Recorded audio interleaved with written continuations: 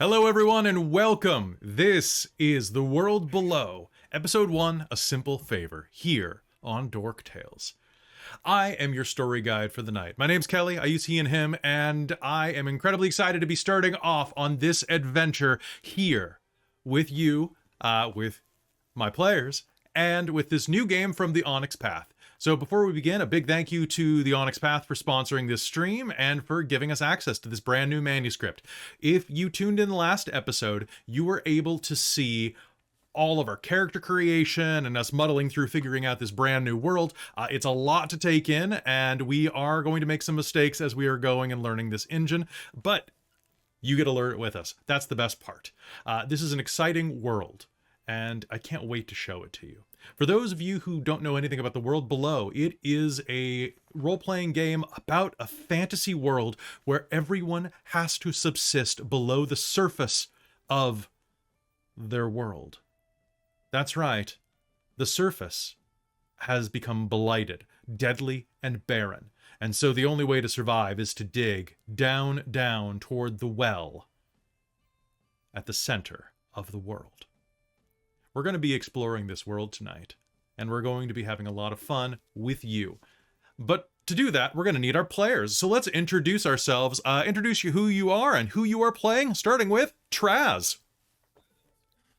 Oh, hi, I am Traz. I use he, him pronouns, and tonight I'll be playing Spike, the Anticia silhouette, who uses they, them. It's true. So, Traz, the only thing I would suggest is as you are doing this, be extra loud. Loud, right. Or I can just eat my mic. Just eat your mic. Just completely eat your mic. All right, over next to you, we've got Kal. Hello, everybody. Excited to be here. My name is Kal. I use he, him pronouns. I am playing a Darv named City and Tough. And they use he, him pronouns too. And excited to be exploring the many facets of the world below with all y'all. It is going to be a lot of fun. Beneath you, we have Chris. Well, hello up there. It's hi, I'm Chris. I go by Blogg in the chat and use he, him, or they pronouns.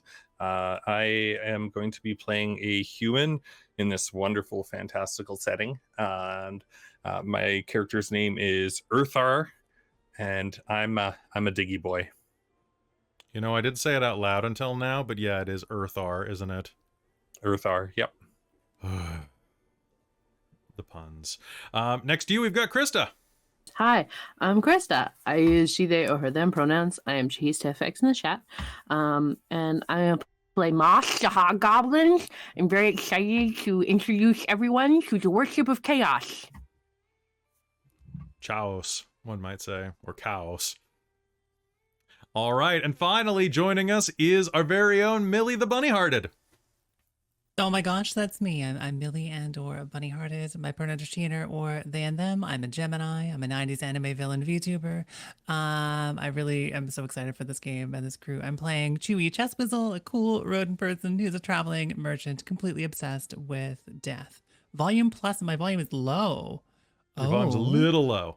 I think Ping might be doing the thing. Hang on, let me poke Ping. But I will become more loud. More loud. Bunny yelling. Warble barble. All right, I think we're good. All right, so folks, before we begin, I just want to do a quick thing that we didn't have time to do during our character creation session, which is safety tools. This is a game that has horror on the menu, and because of that, I want to make sure that we're all on the same page here. So, first of all, this is a game where things like fungus taking over the control of your body and doing Last of Us stuff is actually fairly common. There are giant bugs. There are, cats and dogs living together. What do you have? Does anybody have any hard lines that I need to know about before we begin? All right, that cats and dogs thing. Okay, so cats and dogs are now divorced? Okay. Okay. No, it's fine. Cats and dogs together is fine. I like them both. All right. Does anybody have no any hard harm, lines? You can tell me out loud or put them in the chat so that you can keep it a little more private. Maybe eye There's stuff. just no harm to pets. No harm to pets. Eye stuff. Okay. Eye stuff to me. High stuff to you? Unless Okay. somebody else has an issue with it, but I'm trying to get better at it. Okay. And if I don't have to visualize it, it helps. Fair enough. I mean, I think that you know mine. It's the needles blood transfusion involving me. No, thank you. Perfect. Also, volume As any long as better? there's no, Volume's better.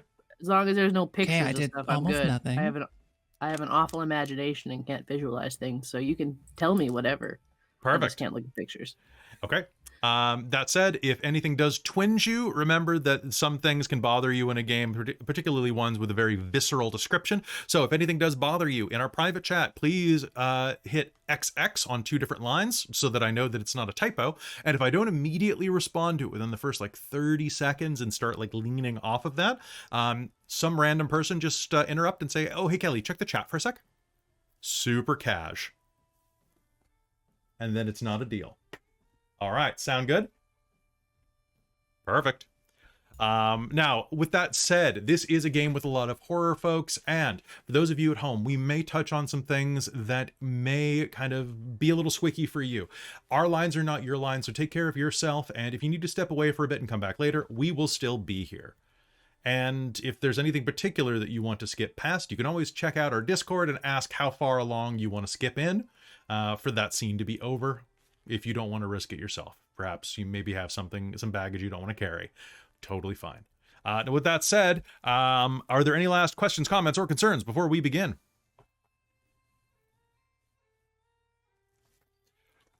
All right. So with that, the last thing I want to say is if you like this game, please go and check out the backer kit for The World Below, which is available right now. It still has a few weeks left in it where you can secure your copy of this brand new game. All right. I'm gonna get it. You're gonna get it? It looks good. I think I'm gonna get it. It's I want to see like the full format. It's been like it just grabbed my attention right away. Like yeah, you're pretty obsessed with this game. Like it's very Sorry. cute to watch. No, it's fine. It's good. It's very, when you're playing around with a new game, having a player be really hyped about it is always a good sign. it just seems so cool. You seem I so agree. cool. I like Yeah, this. honestly, I might even do the same. I haven't bought it yet, but I was looking at numbers, being like, can I back this? And maybe I can. Right? I don't know. It just feels like such a fun combination. So many systems and ideas and stuff that I love by a company that I typically adore. So Right. All right. So, big thank you to Onyx Path for that. And with that, let's begin tonight's story.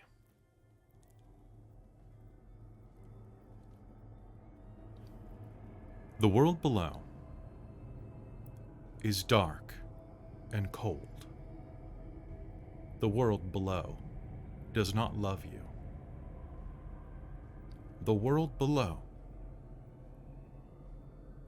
ignores on the best of days, and on the worst it will swallow you whole. And yet the world below is home and shelter. The world below is mother to all. In the darkness, creatures of nightmare and dream await you, as to sustenance, adventure, and all of the things that make life worth living. The world below provides to those who earn it. And so to each of you, a singular mission was given at birth. Survive. And from that, an entire dawn shone down upon you, guiding the paths of your life that bring you to these first moments of a quest that will be told for many calms to come. We open in a dark tunnel. The sound of a pickaxe tinking against basalt. The tunnel system here is cramped. But there were too many switchbacks. And after a night of sleep, it seems like the tunnels themselves have warped around the two travelers. And so they must dig, lest they find themselves lost forever in the bowels of Earth. The one in front, Urthar, swings his pickaxe into the basalt, chipping the dark mineral, while his companion, Spike, watches their back. What are you doing? Are you discussing anything? How long have you been picking away? I could have sworn the information was good. There should be a vein of abyssal stone somewhere around here.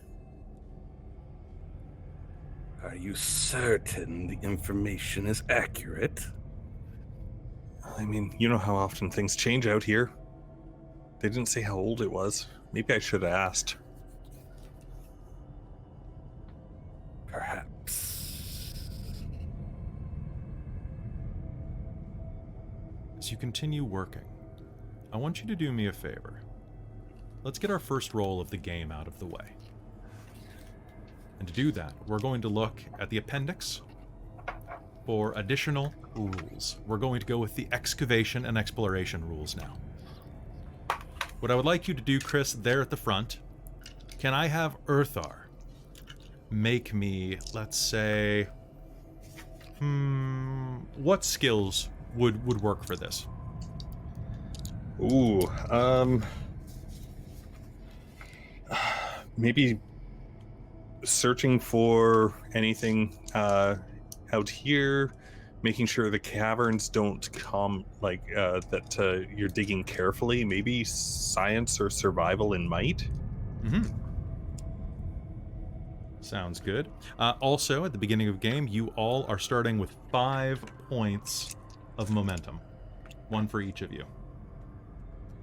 And that's a communal pool. It is a communal pool. You need everyone's permission to use it, but it is way more powerful than Story Path First Edition games were.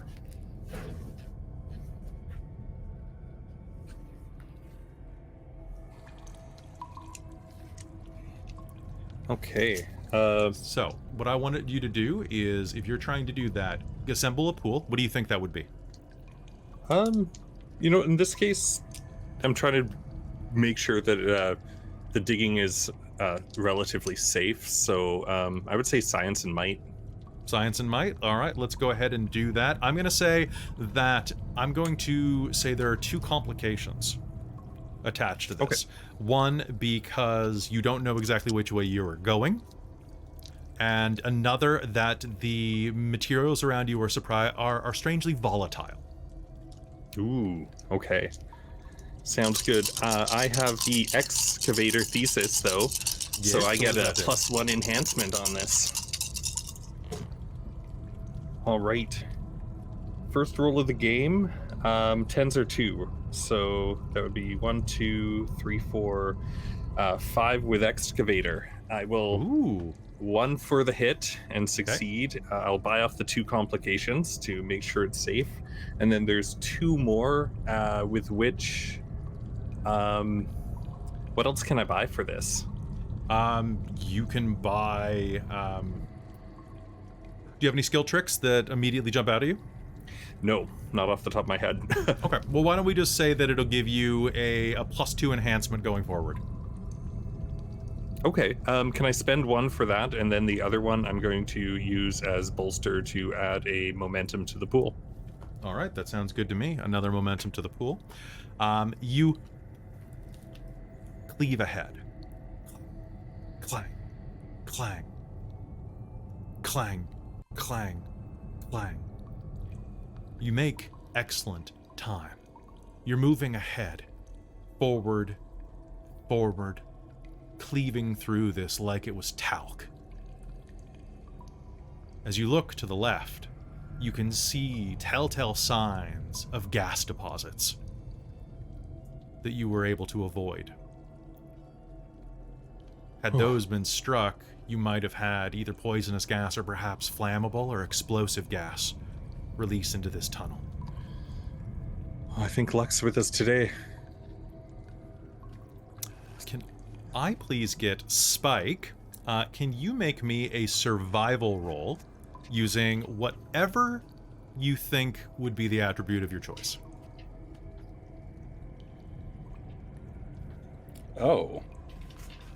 Let's go with cunning then.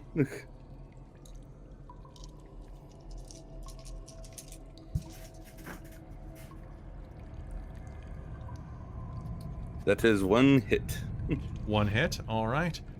As you are watching behind you, you will notice that there's a strange smell that rises into the air. It's musty suddenly. The dust is beginning to kick up. Just for a second. And you'll recognize at this point that a shock is coming. Do you brace? Yes, I will grab my companion and brace. Okay. Earthar, can I get both of you to please make me let us do a survival plus stamina roll, unless you have a trait that you think would be better for this. Survival and stamina. Let's see here. I would also allow stamina and... Nope, survival and stamina. That's the best. Yeah, let's do that. Okay. It's a big pool. 2 hits. Are there any complications on this? There are complications on this. There's going to be 2 complications. Level 2 complication for the passage collapsing on you. Oh, yeah, no. I'm gonna get 4 hits on this, and I'm gonna pay 2 to no, there will be no collapsing. Okay. And the other one, is that individually for the complications or just in general? It is. It's an environmental. Environmental? Okay. Yep, And so the other one, you you have know to buy it what? off. Let's get another momentum. Okay, another momentum into the pool. How many did you get on their Spike? I got 2 hits. 2 hits? All right. So what we can do is you can buy off half the complication. You can choose to buy off none of it, or you can use your momentum. We good using a momentum here since we got a couple extra? You have a couple extra. Yeah, I'm down. I've got an idea for using the momentum. Sounds good. So first of all, let's go ahead with you using the momentum. Traz, that is going to be that first point of momentum grants you in this, because it's different than it used to be. There we go. Also, I love that they kept the damage system. Okay, so with your momentum, what you can do is add an enhancement to a hit on a 1-for-1 basis. You can spend it after the dice has been rolled, but only if the dice has at least 1 hit. So you could spend it to get some enhancement on here that would you could use to buy off your complication. You could spend a point of momentum to describe a story element in the scene that is now a fact. You can spend 1 momentum to gain a piece of evidence about an investigation, doesn't matter here, or spend 2 to change a failure into a success, or a success with a consequence if a complication is present. So with this, I think you would be able to use the first one, so add an enhancement to a hit. All right, let's do that then. All right, so go ahead. And as you do that, how do you go about doing that? So you spend a point of momentum. So far, the tunnel's beginning to quake. You see a seam ripping up through the ground beneath you, beginning to pull your legs apart, Spike. What do you do? How do you save yourself? He has a bow that's made out of flexible steel. So before he falls in, he puts the bow between the chasm and just hangs onto it. All right, and as you do that, Earthar will be able to help pull you up. Earthar, what are you doing? The cave is shaking, quaking, trembling.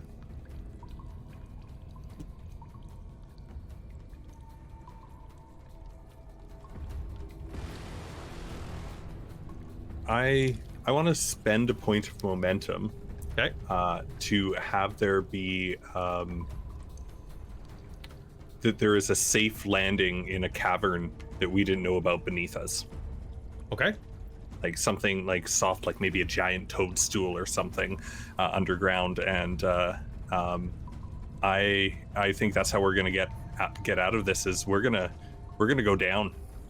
All right. The cavern around you begins to shift, almost like a pair of shears, two broad, jagged rock faces sliding against each other in an embrace.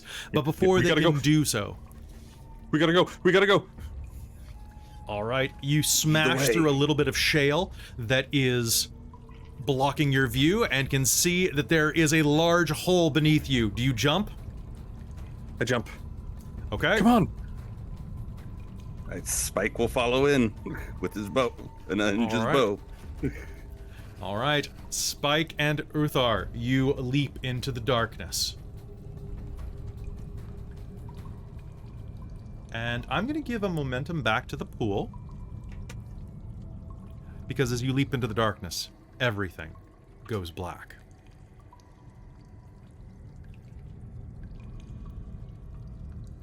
Sometime later,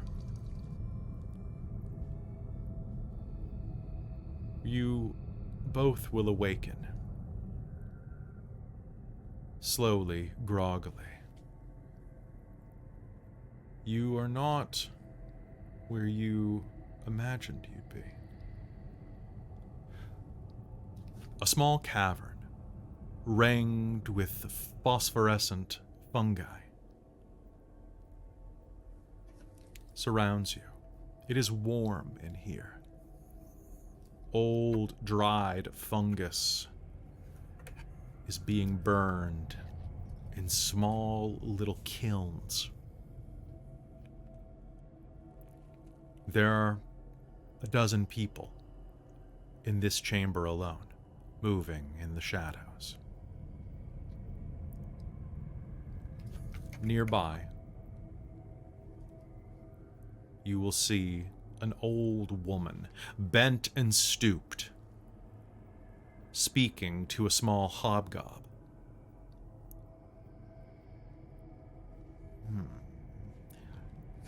Moss. Old Lontha leans before you. Her hair almost hangs down to her ankles, which is easier since she's bent over nearly in half with age, holding on to a wizened bone staff to keep herself upright. Her fingers are knobby and almost fleshless. Her smile, gentle, but mostly toothless. Moss, it seems Yes. that our guests have woken. Oh, Tend to them. do you want me to tend to them?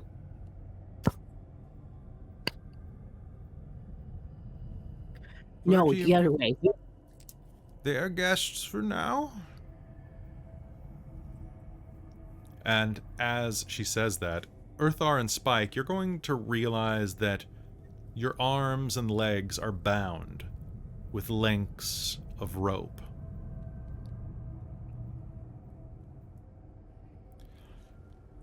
Nearby, you see two other figures besides the hobgoblin looking at you. One is a Darv. The other is a Makiru. At this point, I'd like everyone to describe themselves. Let's start with Spike and work our way around. Spike, bound on the floor, you are a reptilian man, creature, person. Yes. Beautiful. Please describe yourself. Spike is a reptilian who stands at 6'2". Wears particularly nothing but black with bolted leather armor concealed underneath his cloak, like carrying a flexible steel compound bow with arrows made from bones of prey he has killed in the past. All right. Lying on the ground next to you is Earthar. Earthar, describe yourself. Earthar is a young human man, probably around 20, maybe 21, 22 years old. Quite stocky build, slowly kind of shifting a little bit into an earth. He's got big fists that look like really rough. And no matter how, like, he's always got like a small layer of dust on him, just kind of like just hovering just like a couple of inches around him.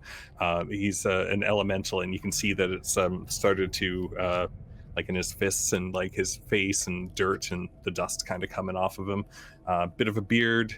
He's got his safety helmet on and a little bit of armor. Carries a nice big dark looks like a particular dark steel pickaxe on his back. Nice. All right. Moss, you are headed over to greet or take care of them. Do you want to describe yourself? Yeah, Moss is pretty tiny. You don't know if they're very, very young or just small. In reality, they're just small. And they are covered head to toe in baubles. Tiny things and many pockets that are not even remotely made of the same material as their clothes. It's just pouches that have been sewn on, and random pockets and random just squares of fabric that look like they're just overflowing with stuff.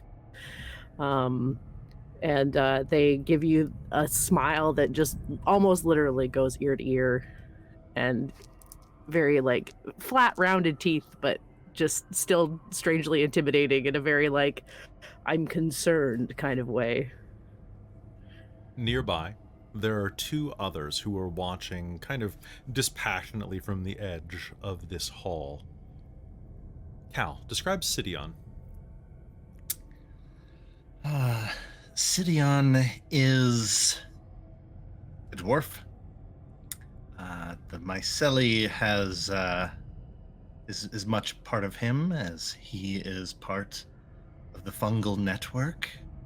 All of his like armor and pieces are carapace or patchworked from people who had more intact equipment than his. Lots of like little pouches, kind of different little cultivated slimes, molds, and mushrooms in different little glass vials in like little biomes he has strapped across instead of like a belt. And a single kind of long clawed like blade that might have been maybe something from a giant insectoid at one point rests on his back, and about as tall as he is wide, I would say. About like 4 feet tall and just as wide with his armor. Nice. And on his arms and parts of his face, you see very crude kind of tattoos in runes depicting kind of like the different feats or the different creatures or the different battles he survived. And standing next to you is your companion, Chewie. What does Chewie look like? Quick check-in on permission. Can I be, instead of standing next to, kind of using you like a leaning pose / cover to hide behind and peer at things anxiously over? Okay, excellent, excellent. So anxiously peering over the cool mushroom bean is a rodent person, humanoid, kind of short, but clearly a rodent. She's covered in fur, dirt, grime, oil, slime, filthy clothing, a slightly oversized mining helmet that really does not fit her, but that she seems very, very attached to, and a large, wildly oversized backpack full of odd goods and even odder vials. Nice. So as this is happening, the rest of the people that live here keep an eye out. Many of them are armed with cudgels, spears, or other weapons of immediate death. A few even with serrated pickaxes. They give some space, but their faces are obscured by the glow light and the braziers. The two of you are tied up. Moss, what do you do?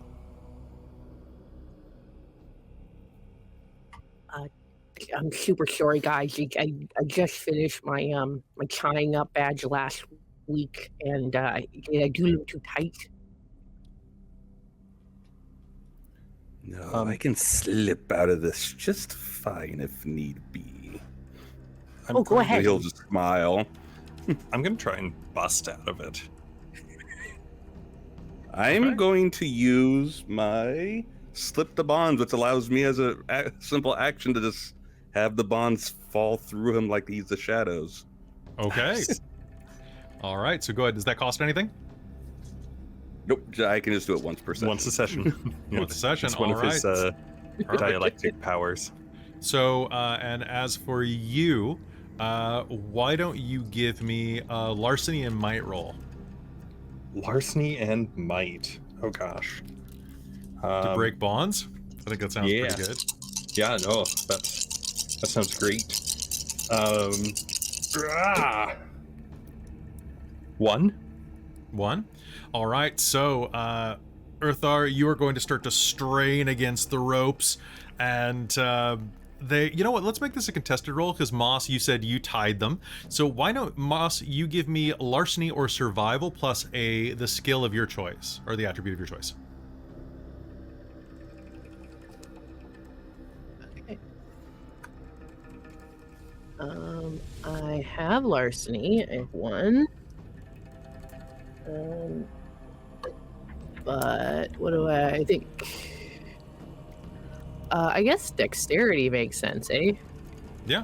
I don't have great dexterity, but Let's do it. You could did I make say. I would say cunning, because I you was did gonna just say, get can I your make an badge, argument for cunning? Yeah, and I know your cunning is better. absolutely. It is. You could make an argument for stamina if it took you an hour. Just keep doing it until it's right.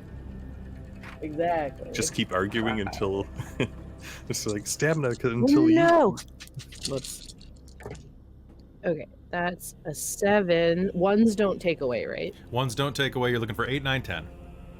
8, 9, 10. Okay, so that's 1. And 10's count as 2. Just 1. Just 1? Okay, so Earthar, you are going to start to like slowly work these out.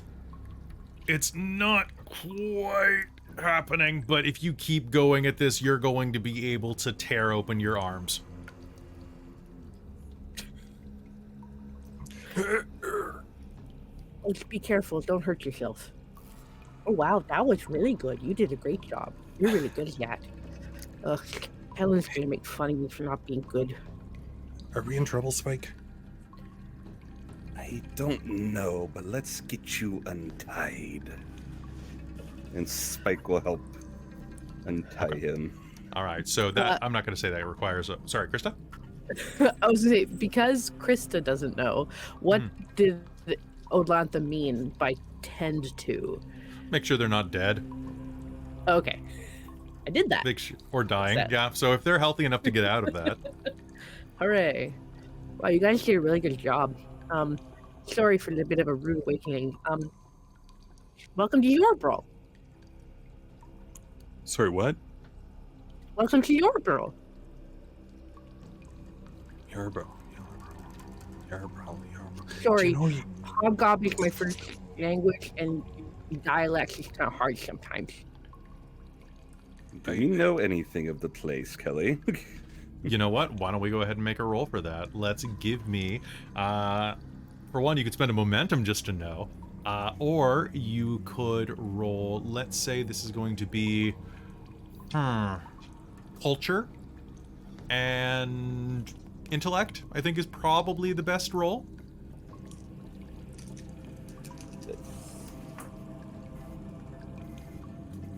That is one hit.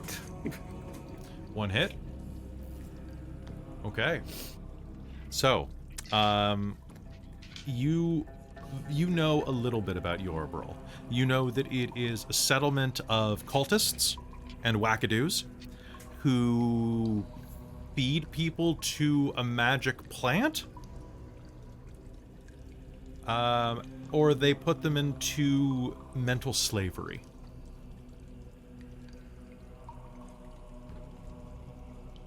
This is probably what you've heard. Those are the easiest rumors.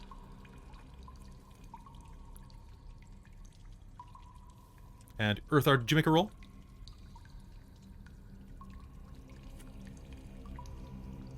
No? Okay. That's a Alright. big negative. Big negative. All right. You Oh, all wait. quite well. Can I make it a disaster? I failed. There were no complications Oh, listed, though. right. So you need a complication to have a disaster. All right. But someday soon, yes. So, as you take a moment to kind of think about things, Spike, do you whisper anything to your companion? Yes, he'll go in and stay close. They might try to manipulate us to do their bidding. Do we gotta fight our way out? We don't really know where we are. Possibly.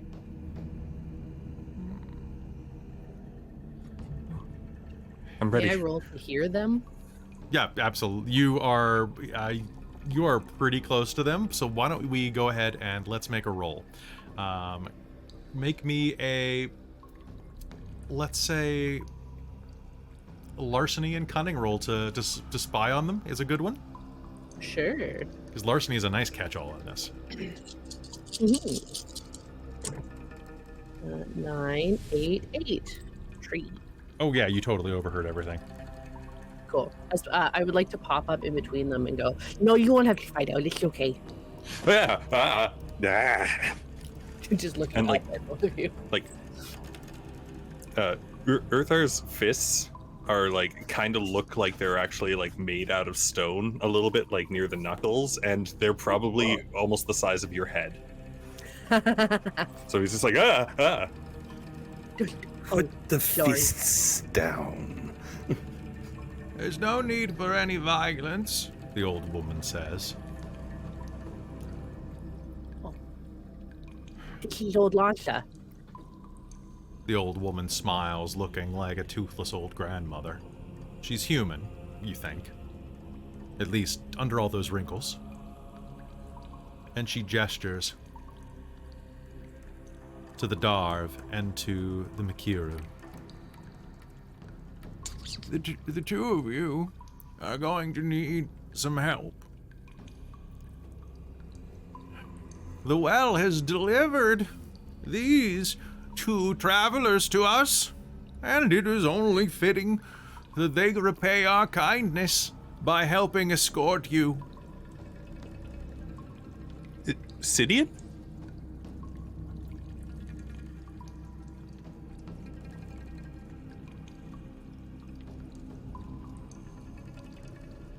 Oh, Oh. I remember you now. Oh, Smack Spike. That one's all right. He helped me one time. I recognize Oh. the other one. oh, long time no see. Yeah. Coming back to maybe visit that'll us see all. then. Going to prowl on all fours towards Earthar. pop up beside you and tap aggressively on your helmet to see how firm it is. Get firm. It's firm. It's like, hey, She will clink her helmet against yours, give you a little nod and sniff you in the face. hello. Not bad.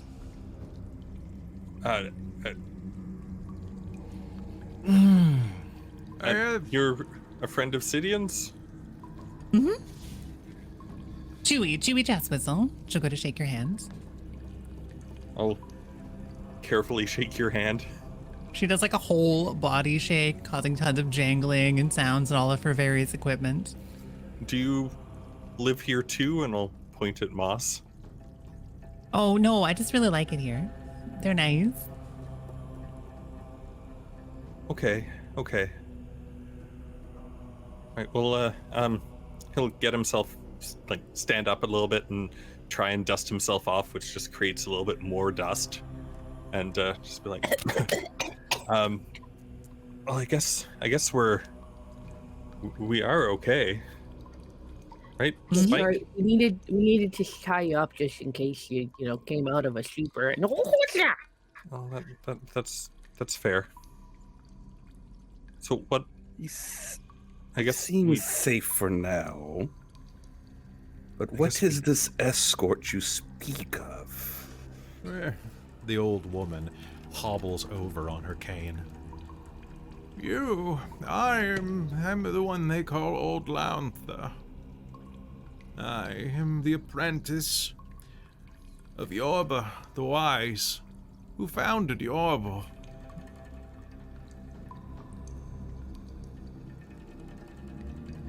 As visitors, I would like to bequeath you with a gift. Are you sore? Hungry? We have food. I mean, they could have killed us. No, there's plenty of use for you yet. Uh-oh. Moss tries to imitate her laugh.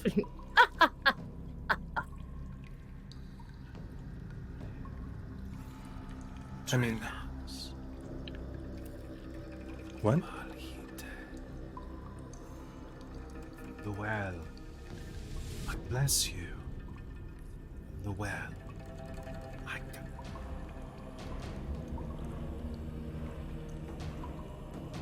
She raises her hands, and a bit of well light begins to flicker between her fingers.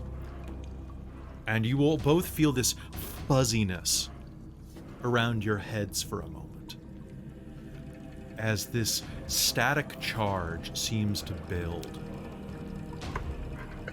And as she chants under her gnarled old breath, you will feel a bit of light as a little moat begins to circle you before blooming into a full, soft halo.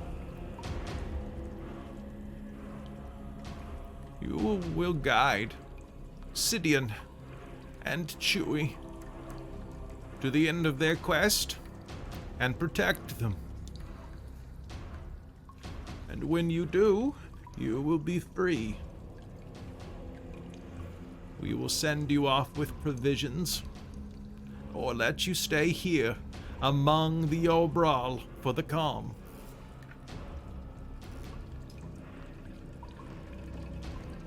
And she slowly lowers her hand and staff, and each of the two of you are going to feel this fuzziness around your head. There's this like soft glow that will continue to glow around you while the helm, this is what this is called, this magical effect is active. You are immune to pain, nausea, hunger, and mental intrusion besides the helm. Whoa. But you will hear a soft voice at the back of your head saying, "You will help."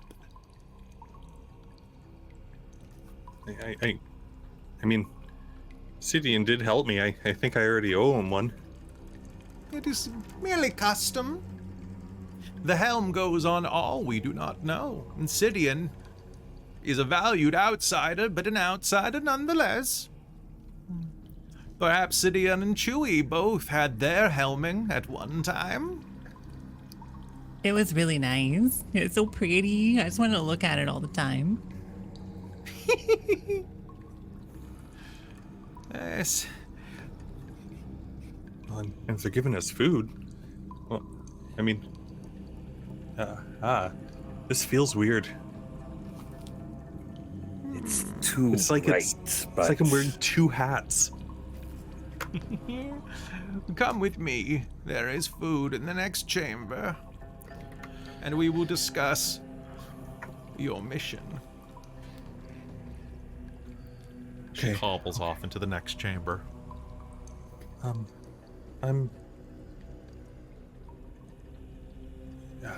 gonna at this point I'm gonna just try and like pick up a rock off of the ground. Sure. And I'm going to use my crystallized chaos ability. Once per session, I can turn a rock into a chaos rock for trade or like whatever else, or magic. So I'm going to turn it into a chaos rock, and then just kind of offer it over to the old crone who's in charge, and just be like, for the food for us. Now, is that an innately magical ability? It's a synthesis.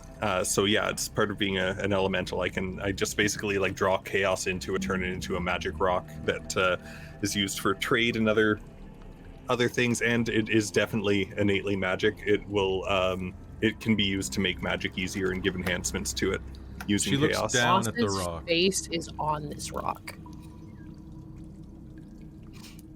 You are well touched. I guess. I'm an elemental. We just don't want to do like it's not right to take the hospitality for nothing, right? Will that Yes. pay for the food? Moss, as you are watching this, and this obviously magical display, you know what is supposed to happen next. The guards should come and grab him, and give him to the Ulmorn. But old Lampa looks at him for a long moment, and then passes you the Chaos Rock. It will suffice. Come. We will talk about the days to come. I just have a simple favor to ask for your durance. simple, you say? Yes. I'll fall in line behind Spike. One of our dear friends, one of our moths, a courier named Hunseeker, was meant to bring a delivery of food from one of the Wellward settlements to us. He left several days ago, along one of the deep rivers. He is now 2 days late. Uncharacteristic of Hunseeker.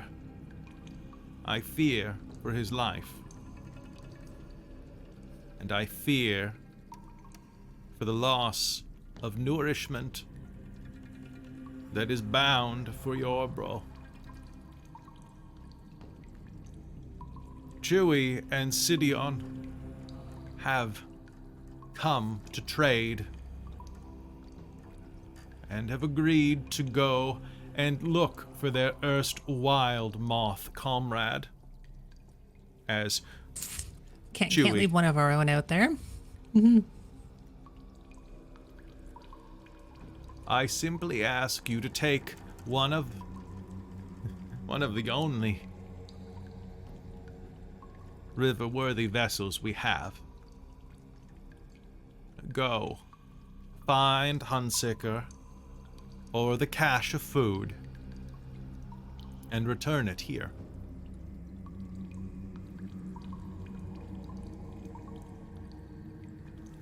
If you make it to the distant shore and do not find him, then we must assume him lost.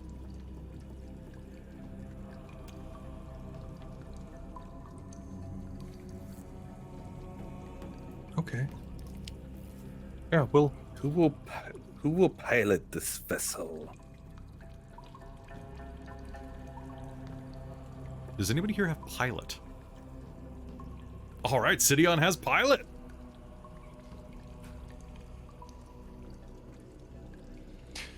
Oh. So, looks like you be joining us, but, don't know about this, this lizardman. His voice sound kind of familiar, but he be hiding his face. As do most of us silhouettes. Good reason, too. Don't think I've forgotten Spike. Are you Oh, still that's right, going that's right, on that's about right. that? Do you know how hard it was to find that? And you ate it. Why would I eat something so repulsively disgusting? Because you ate something that smelled so disgustingly delicious? Excuse you. Oh, I can't. I will never find another one. Earthar,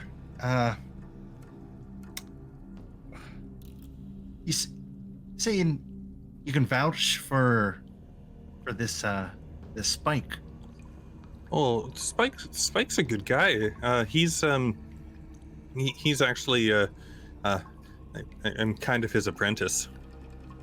What? Spike, are you a good guy? We're in the Excavators and Explorers Guild. Spike, are you a good guy? Of course, if you need protection, I would be happy to provide. Well, I suppose that's as closest to a straight answer as we're gonna get. I'll look over at Spice.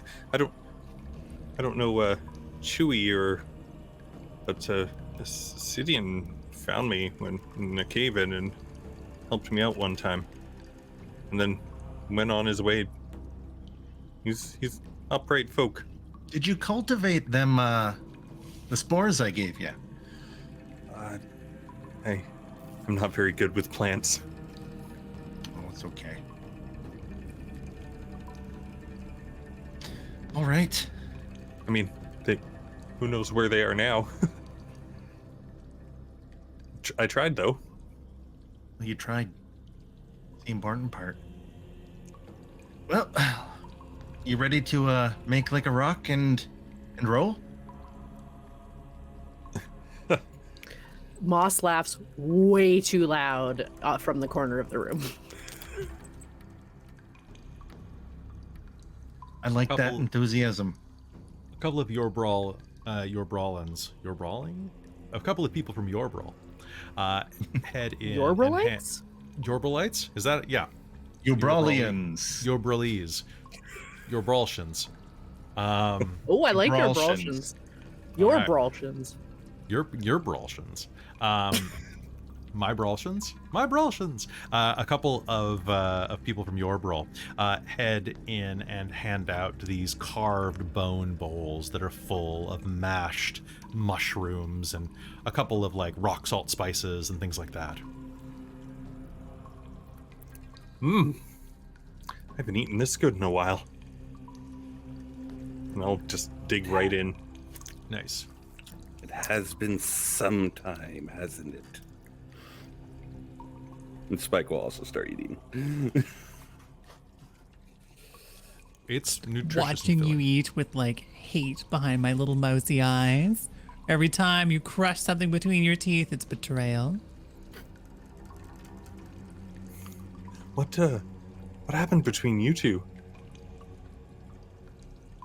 Oh, he ate a cool mushroom. Why would I eat a random mushroom? Well, then that could where did it possibly go? Kill me. You're alive? And I'm gonna use one of my abilities. It's called Dialect Code. Okay. What does it do? Because she's a plutonic, I can manipulate the shadows to talk to her. Yeah. I did not take this, so I don't think I can talk back, but I'll understand it.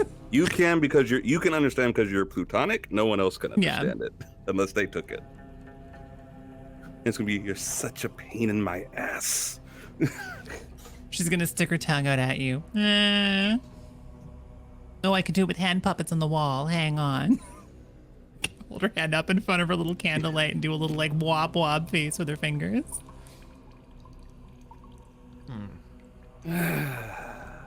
Moss, old Lantha says. Yes. I want someone from your bro on this mission. Oh, I understand. I'll go get Kellen. Kellen is busy. Who would you I like me to think go you get? should accompany them.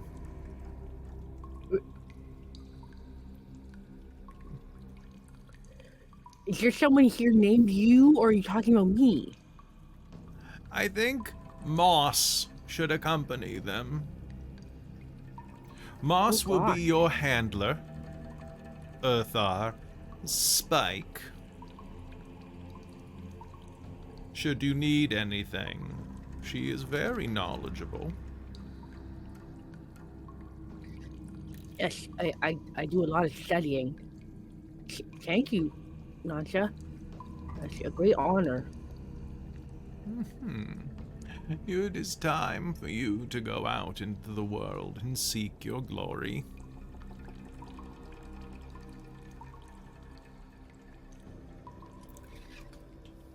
I will bring honor to the well and your bro.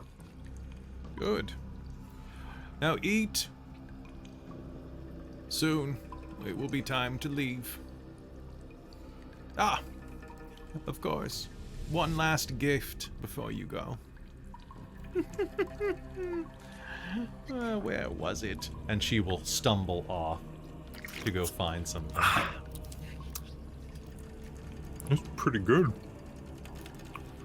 Very umami-ish. I caught the snails myself. I have good food here. It's one of my favorite parts of coming here. What's the other one? Hmm? What Yeah, other the other parts do you one. like about coming here? Maybe they'll put the cool hat on me again. Yes, I put the hat on Chewie last time near one of my first ones. You seemed to like it, so I must have done okay. It was so fun. Is that like weird pressure around my skull? I had to do everything she told me to do, and I had to go on a whole little adventure, and I didn't die. It was great. Well, I guess.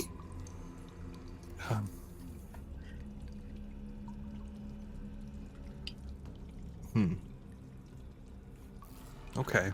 All right. I thank you. Sorry, your name's Urshar? Earthar, yeah. Yeah. Thanks so much. The rock's really good. This one's a lot bigger than the ones that I've found before.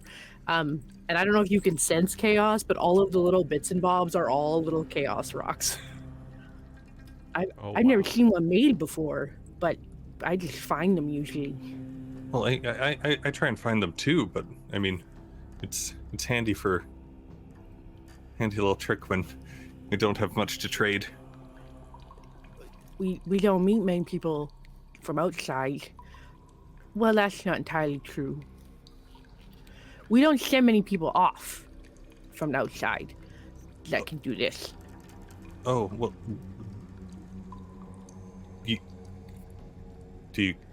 You don't send them off? Oh, right. Oh, look, Lancia with the gifts. She waddles back, leaning against her staff, and presents you a fungal bladder full of sloshing liquid. It's not my. It's in the book. It's not my. It's not the my. worst thing. I don't know how you make a fungi bladder. I feel like it would just be probably better to make it out of animal bladder, but fair. So a fungi bladder. Mushroom instead. leather, maybe. You squish vegan. it real good. Yeah. Is Elastic. it vegan? Fungus provides. Well, I don't know, because like the fungi in this world are like on the move. So And, vegan- evolutionarily, we're pretty close to mushrooms typically. this is true. This is We really are guys. closer in relation to fungus than fungus are to plants. Mm-hmm. It's true. All right. So she will hand you a bladder full of sloshing liquid. For you, and you'd like it. Wine. Oh. Oh. Save it for when you need it. It will replace any fatigue. There's enough for 5 drinks. Oh, that's fantastic. Hey, Spike, I think this place might be rich. Don't let it fool you. Just do as they say for now. Well, I know you don't like the well worship types, but I mean, they don't seem so bad, right? Like, hey, what happens to the other people who, like, other elementals that you get here? You said you don't send them off? Moss? Well, you see, it's important that the power of the well is dedicated back to the well, and so if you Okay. can channel it and you have it in you, you should dedicate yourself to it. Okay. That doesn't sound so bad, does it, Spike? Depends what dedication means. Well, you just live here and praise the well, right? Yeah, that's what I do. I like to catch the rocks too, but I mean, there's lots of stuff to do. I mean, it's better than the cannibal village we came across. Not by much. Do you really want to spend a life of servitude? Well, gotta help I don't know out. if it's so much servitude as like camaraderie in a good day's work. I mean, these two came back. And they're not. Don't notice no, like, aura around their heads. Yeah, C2 is great. We got plenty of mods Well, that come it's- through here. It's a temporary kind of thing. Sadly. I don't get how you'd like this feeling. It's kind of itchy. Yeah, it was great. Very bothersome. Okay, well, when are we leaving?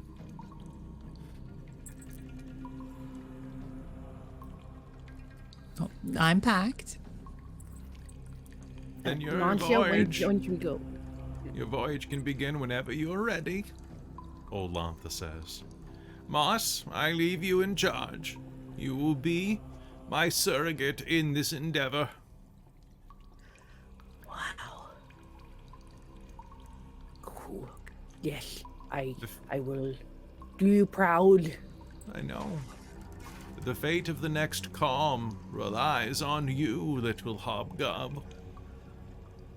Oh, wow. Oh, I better go grab Bello. I'll be right back. And she's gonna run off for a bit. So where is my weapon? You want me to protect? I can't do so unarmed. Of course not. But you don't need it while you eat your supper, do you?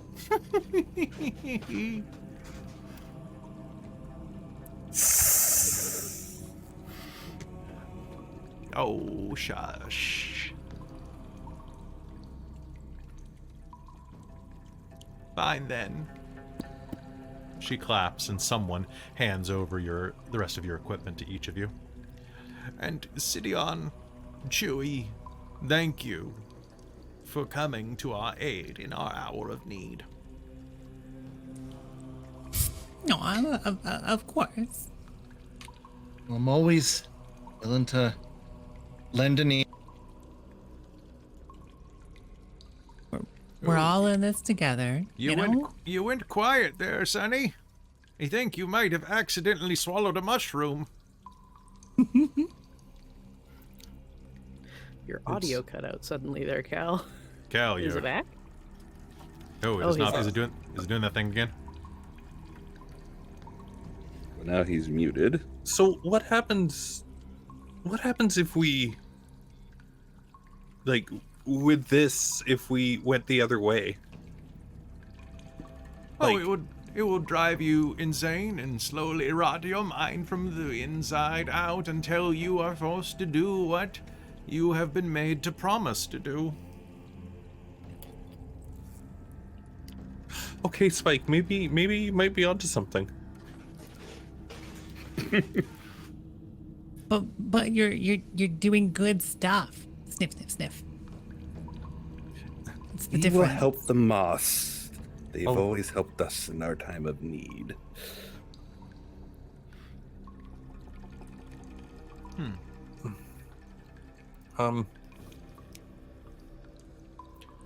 And sorry, and you're a moth? Yeah, I'll look over at Chewie. Mm-hmm. You must have traveled some really neat places. Many of them. Lots of them stinky and squishy and smelly and slimy and beautiful. He'll kind of lean towards you, trying to stay out of earshot of Spike, and be like, "Have you ever seen the well?" No. I kind of hope to go there one day. Well, and I kind of hope to find a really exciting gate one day. And I don't see that happening anytime soon, so. Gotta keep looking, though. A gate? Mm-hmm. What kind of gate? I'll tell you more about it later. All right. Okay. Moss will scramble back at this point with whatever she has that was missing. They run back and her shirt kind of ribbles for a second. Like, it looks like they just have all their pockets are just kind of shaking as they run. But then he stops and the chute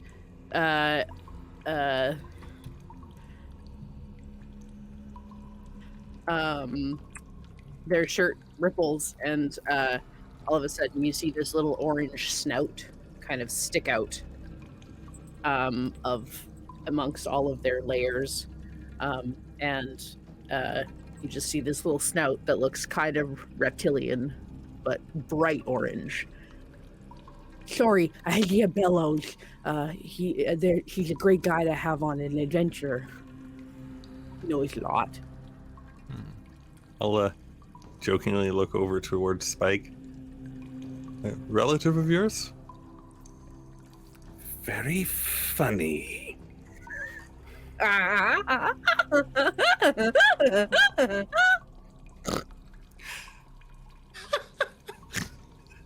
This one's all right. I mean, who knows what funny is?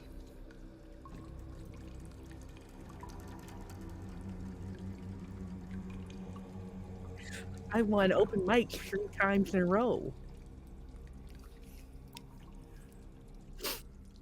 Mike has never been the What's same an since open that. mic? Poor Mike. Poor Mike. Should we get going, everybody? Mike? You know what? Smash Better cut. we don't know about this. So, with that, you gather your things up, finish your meal, and prepare to begin your adventure. I think this is a good place for us to take a quick break.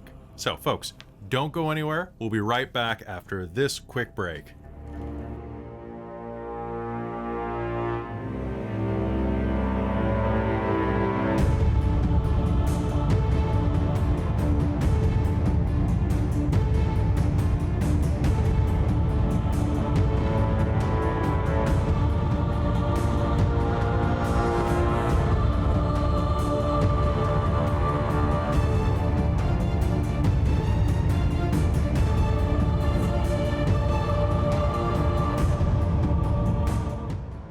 Hello, everybody. We're back, and let's Whoa. talk for about 5 minutes and do a check-in. How is everybody feeling about who just described this as Underdark Fallout?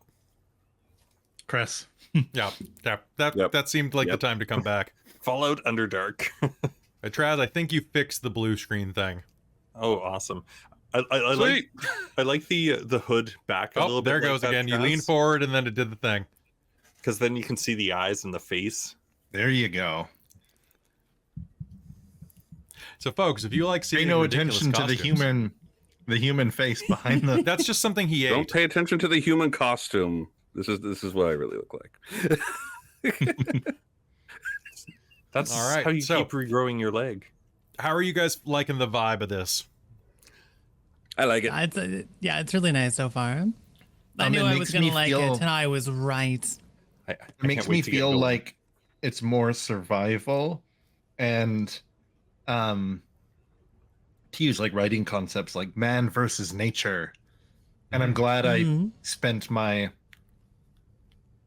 built the character around that instead of just worrying about combat or like social or like whatever, kind of like spread Mhm. him out. Was I the love- concept build. I really like the way they handle items in this system too. Yeah, go on. What do you like about it? Like it's like designing your starting equipment. Like you pick like weapons, armor, or like tools, for lack of a better word, and you just assign tags to them. You have certain, like a smaller selection at first at character creation. You can find better and make better things later, but it's you know what, like you want something, you design it by basically everything is like you just add tags to it, and the tags are what does it and What chapter makes is it. that? You can find it at the bottom of the character creation process. Oh, okay. And there's also, I think, a little bit in, it might be game systems, it might be survival systems. Fair. Also, So, hello, When Raid. I Good looked to at have the you. weapons, they had assigned tags to them. Yeah, as examples. Those are example ones, right? You can make your own though. Make your own. All right. Does anybody have anything they want to chat about before we head back in? I'm almost curious what folks took for their equipment. What did you take for your equipment? I Chris, I don't what know did I if you want to get? keep it secret or I didn't get that far. I took an armor, fair enough. my helmet and stuff, just light and padded, so it gives me extra health boxes and helps me Yo. on defensive actions. Yep. Helmet equipment gang. Yep. Let's go. Let's do it. And then I took my pickaxe and made it piercing and sapping, because the place that Trazelta's character in mine is from apparently has something called abyssal stone and deep stone, a lot of that around it that they use in things, and it has certain tags, and with a little bit of it you can get like a slight draining quality. So I was like, sapping sounds about right. Nice. I look Oh, yeah, forward to that's pretty seeing neat. how that functions. I told Chris helped me build my character. Well, by help build, I mean Chris built my character, because I've been working a lot of overtime and started school this week, and so I've been a little busy. And so Chris very kindly put mine together, and I told him that I was going to be wearing a chicken hat. This is my beautiful chicken hat, and so he created an item called Chicken Hat, that is padded light armor. It's just like this.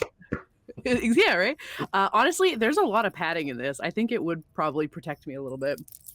And then gave me crystal foci, so my big pile of crystals that I have next to me will be my random weapons.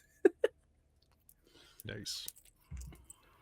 Okay, so I think, folks, we just got raided again. Hello, Ampzand. AMPZND. Raids. It's like ampersands, but together. Oh, ampersands. I like it. All right, I'm gonna yawn real quick because it's been a long day. Oh, I found it. Right. Oh, and it's going to be a really long day this weekend, folks. Don't forget to come by because it is going to be Extra Life Tabletop Appreciation Weekend for the next 3 days after today. That's right, 14 games over 3 days, and my characters are ridiculous. I think the weirdest one might be in Millie's game or in Christine's game, where they're not that weird. Okay, I guess for the game, they're not that weird. Yeah, for the game, they're not that weird. I'm looking at the costume right now, and I'm like, oof, this is going to be weird. But in Christine's game, I have an intelligence of 5. Whoa. Beautiful. Whoa. That's great. I'm playing a warlock that lost his soul in a round of poker. Nice. Is that how you got And your now he has a patron. That's how he got his patron. He's Nice. working it off. Because he just does, he's like me, he's really bad at poker. The only time I'm good at cards is when I'm playing a character. The only time I've ever been good at cards was in 2 LARPs. One where I was playing a guy who was too stupid to know he was winning. So he just would go, it was when I was playing Millie, it was when I was playing Thomas / Michael. Right, yeah. That guy cleaned up at cards because every time I just would go all in on everything. And then it was impossible to outbluff me because I didn't know what I was doing. And then the other was as a werewolf named Dwayne, who was too angry to care if he won. That's great. Understandable. I just need to channel these characters when I go to the casino. Fucking hit me. Yes. Immediately banned from Vegas. Yeah, but they'll still take me at the casinos in BC.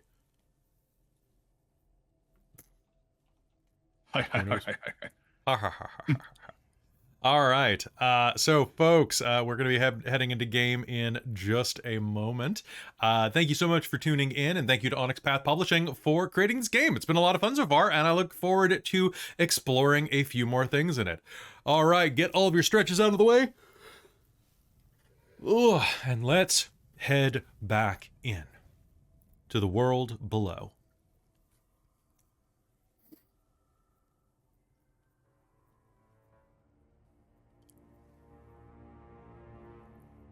Welcome back to the world below. You assemble your things and prepare to depart. Off of one of the cavernous structures of Yorble, you will see, you'll hear before anything else, the sound of sloshing water. An ancient subterranean river has carved its way through some of the rock here. Wow. The water stands about 20 feet below this cavern edge.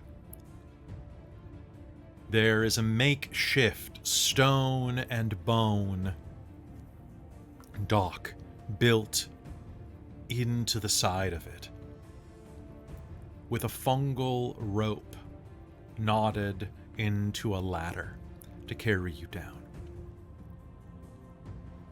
The boat that you see beneath you is made of petrified fungi, as well as animal skin, lizard skin, and insect carapace,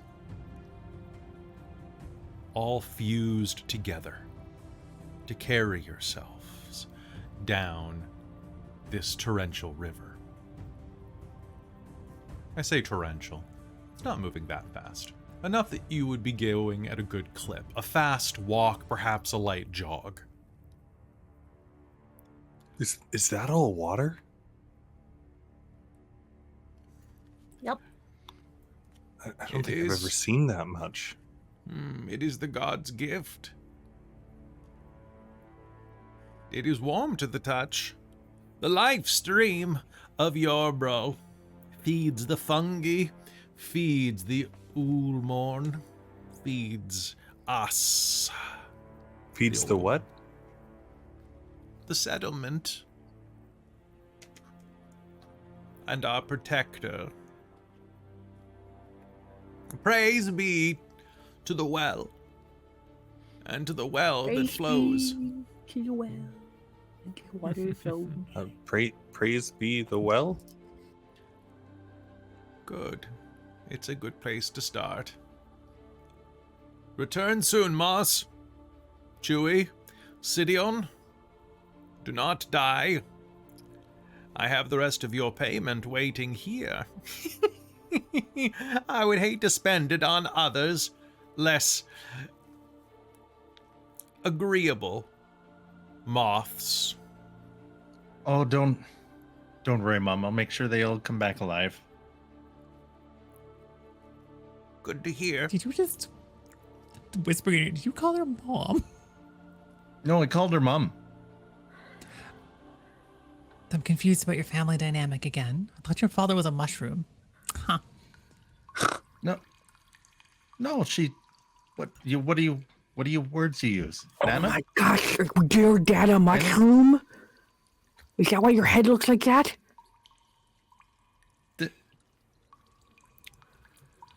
Well, I prefer to live. Leave you all in the dark a little bit about that one. Moss, it's kind of rude to ask him about his mushroom head. It is? Oh, I'm sorry. It is? Isn't it? Wait, is it? Oh, I'm sorry. Not I've asked really. you about your mushroom head Oh. like 437 times. Oh, well, maybe I'll give you an answer one day. Suddenly, this feels like babysitting. Oh, don't worry. I said I'd look after you. Hey, look, there's your boat. He continues to buff it against the side of the small dock. Oh, Darv's gonna hop in, check it out, give it that dad kick. And dads kick the side of a car, and yeah, hand on the side of the hips. Yep, that's a boat. It's a boat. Solid. You want to make me a might and pilot roll to kick the boat? Hell yes. It's like my biggest pool. Oh God, really? That's great. Kick a hole in the side of it. Well, that was a boat. Well, that was a boat. Or you This is to kick assess so the hard it boat, right? capsizes. This is to assess the boat, not assault the boat. Yes. Okay, not assault the boat. Although, Oh. All right, 1, 2, 3, and 5. 5 successes. All right, you give it the old dad kick. This is a sturdy boat. It's a sturdy boat if you ever saw one. Your dwarven self kind of looking at it. You're like, the only thing that would make this sturdier if it was made of shale or something else, but that wouldn't make any sense. Well, it'd be sturdier, but it'd be heavier. Which doesn't make it a better boat. It makes it a better bathtub. Or a really good sled. If we ever go over a waterfall, we'll be fine. I will. Concerningly, but excitingly specific. I will cautiously try and get into the boat. And Alright. this will stay above the water. We won't drown. Probably. That's what's supposed to happen, I've been told.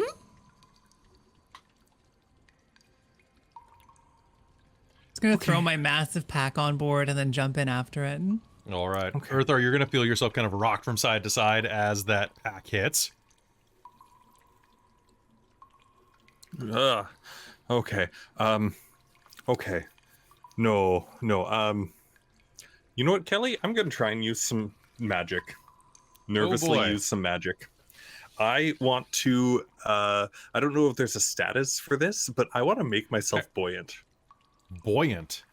Buoyant. I want to float in water Okay. for I the know scene. what buoyant means, but yeah, okay. Okay. You just Um, you just instinctively grab something on your vest and pull it like a life jacket. I'm literally channeling chaos randomly, like just. All right, let's do it. instinctually We've doing never this. channeled chaos in this game yet, so let's find out how to do it. All right. So I am a chaoticist. So I my default pool typically And your character uses is too. Thank you. Esoterica. Okay. For spell casting, and then oh god, what would this be? What attribute? Survival? Attribute. Okay, we could do So survival. no, but it's what esoterica. attribute? So I guess this would be probably stamina Stamina and esoterica. Yeah, let's do it up. to make yourself more buoyant. Yeah, that sounds right to me. So Don't critically fail this, as funny as it would be.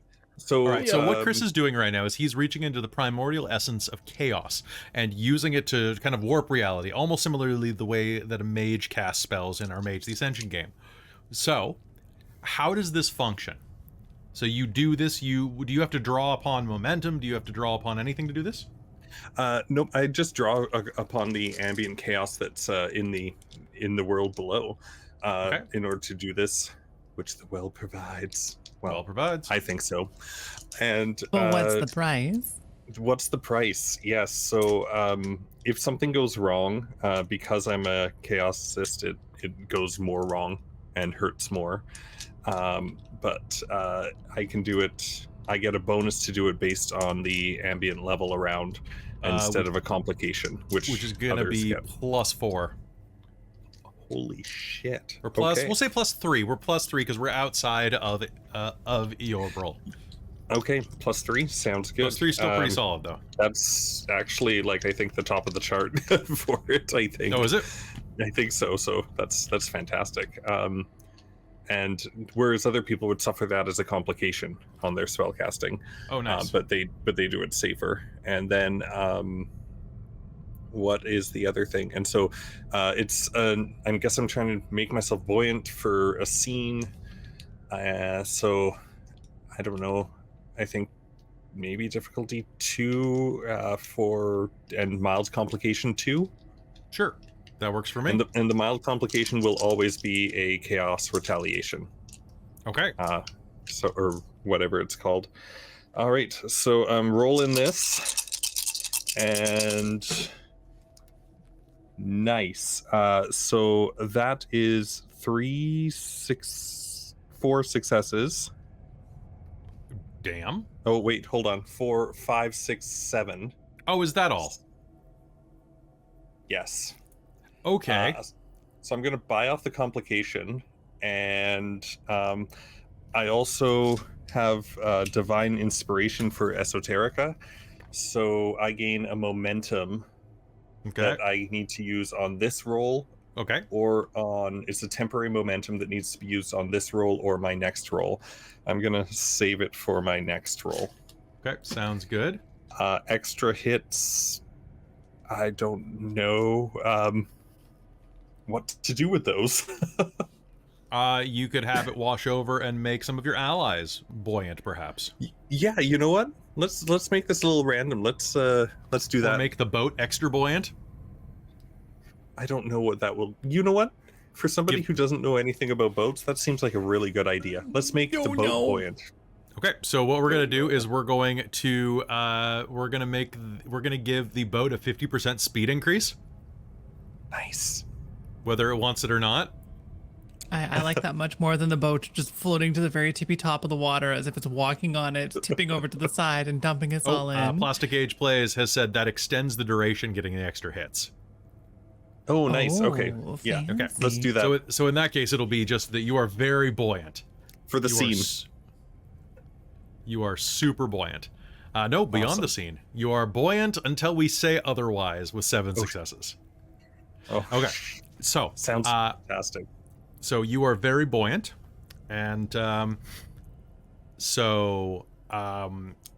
is there an immediate repercussion, or is that only if you fail? Only I think if I fail.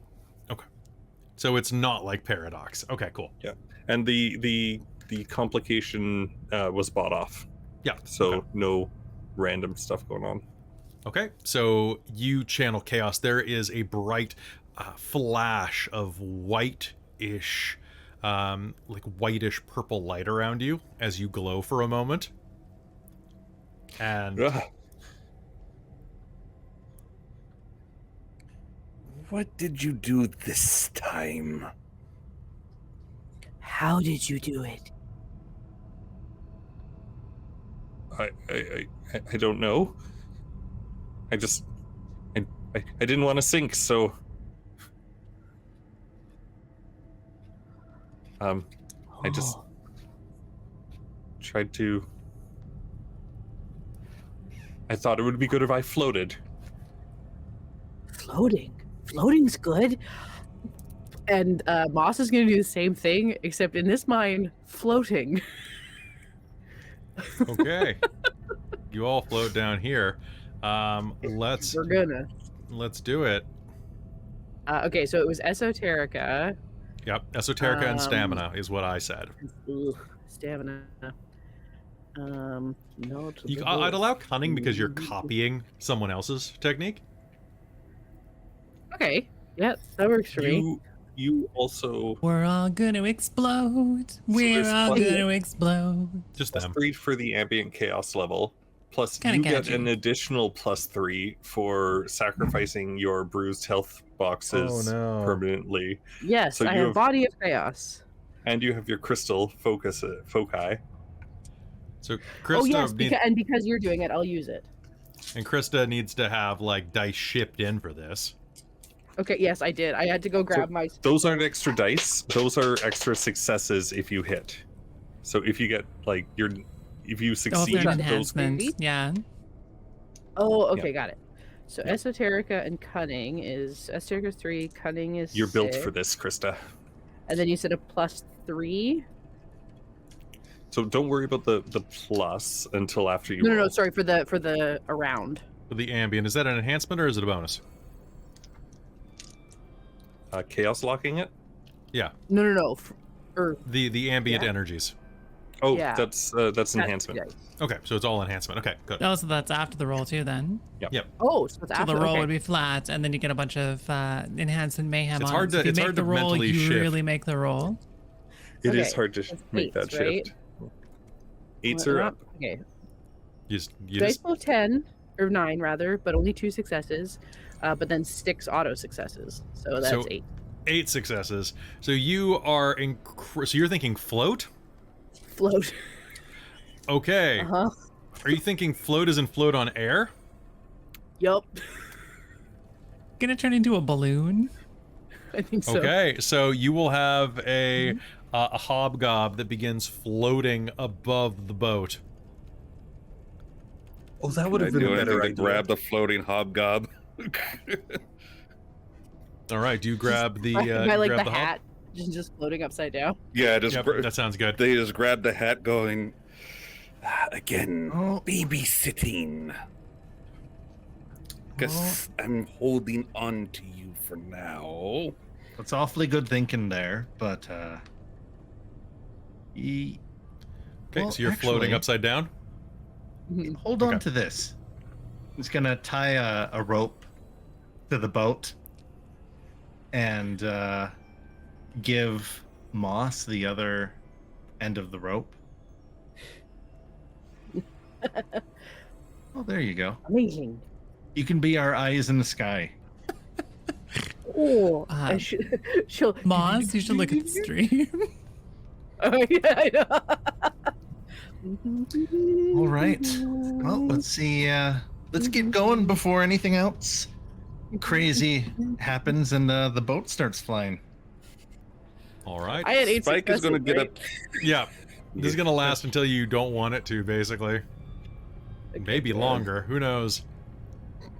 So Spike's gonna go to wherever the highest point of the boat is and have his bow out. And Sounds listen good. for It's monsters, more or less apparently. a canoe, like a I was about very. to ask, is this like a canoe? Yeah. It's like a think Moss very is the big high- canoe.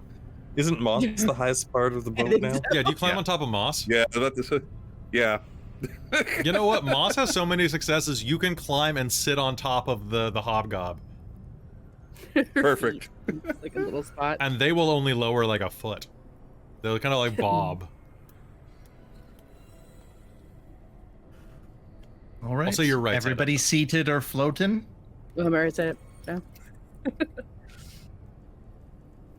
All right. So with that, you push off down this river that winds through the old cave system here. Well, the ancient, the eternal cave system. Sidion, can you do me a favor? I want you to make me a pilot roll. What do you think would be the attribute that would go with that? Intelligence, cunning, dexterity, strength, or might I should say? Oh, are we finding the way, or am I brute forcing our way? Taking the natural eddies and the flow of the water and following Moss's directions. So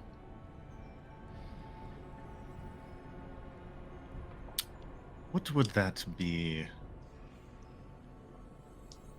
Following someone else's, because Moss is kind of like the guide, right?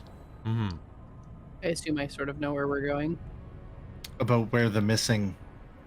You know that the person is. winding waterway here, you know which paths to take to lead you toward the junction point that leads towards Telver's Hearth. I guess you could argue it's dexterity then if you're trying to if I'm like, oh, big rock on the left. Okay. Yeah, let's do that. Oh, that's a big one. It's okay. Wow. 5. What we got?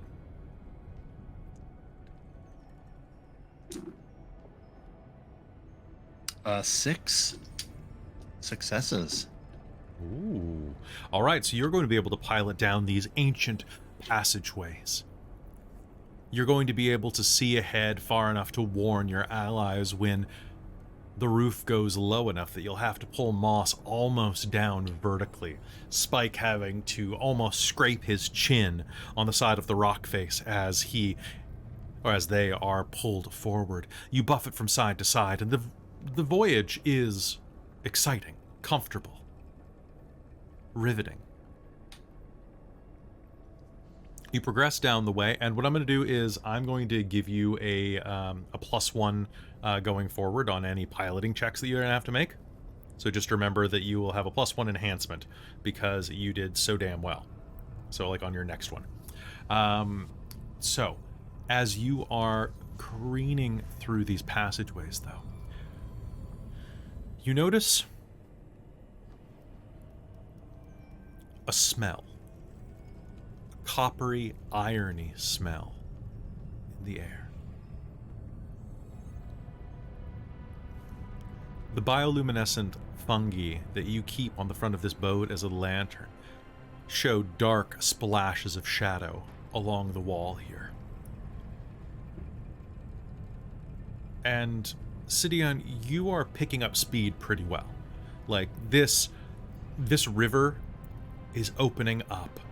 The slight downward angle is pulling you along nice and rapidly, as fast as you may have ever traveled on one of these. And as you are traversing this, you are all going to start hearing this noise that sounds like riffling paper, this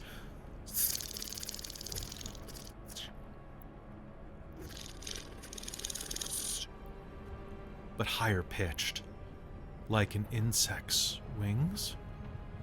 And as you round a particularly dark and rocky corner, banking off the side with your pole, Sidion, you are going to arc forward and begin to smell mist crashing up into your nostrils.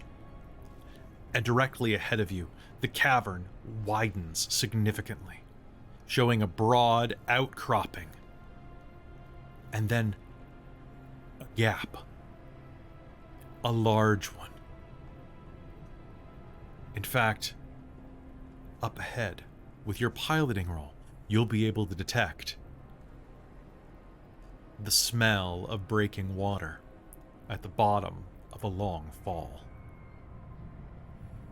But that's not what grabs your attention first, for as you are rushing forward, there are little perches along this way, and what you are seeing is that you are rushing forward. Along your right-hand side is solid wall with the occasional outcropping or occasional divot in the side of the cave where someone could squat or hide.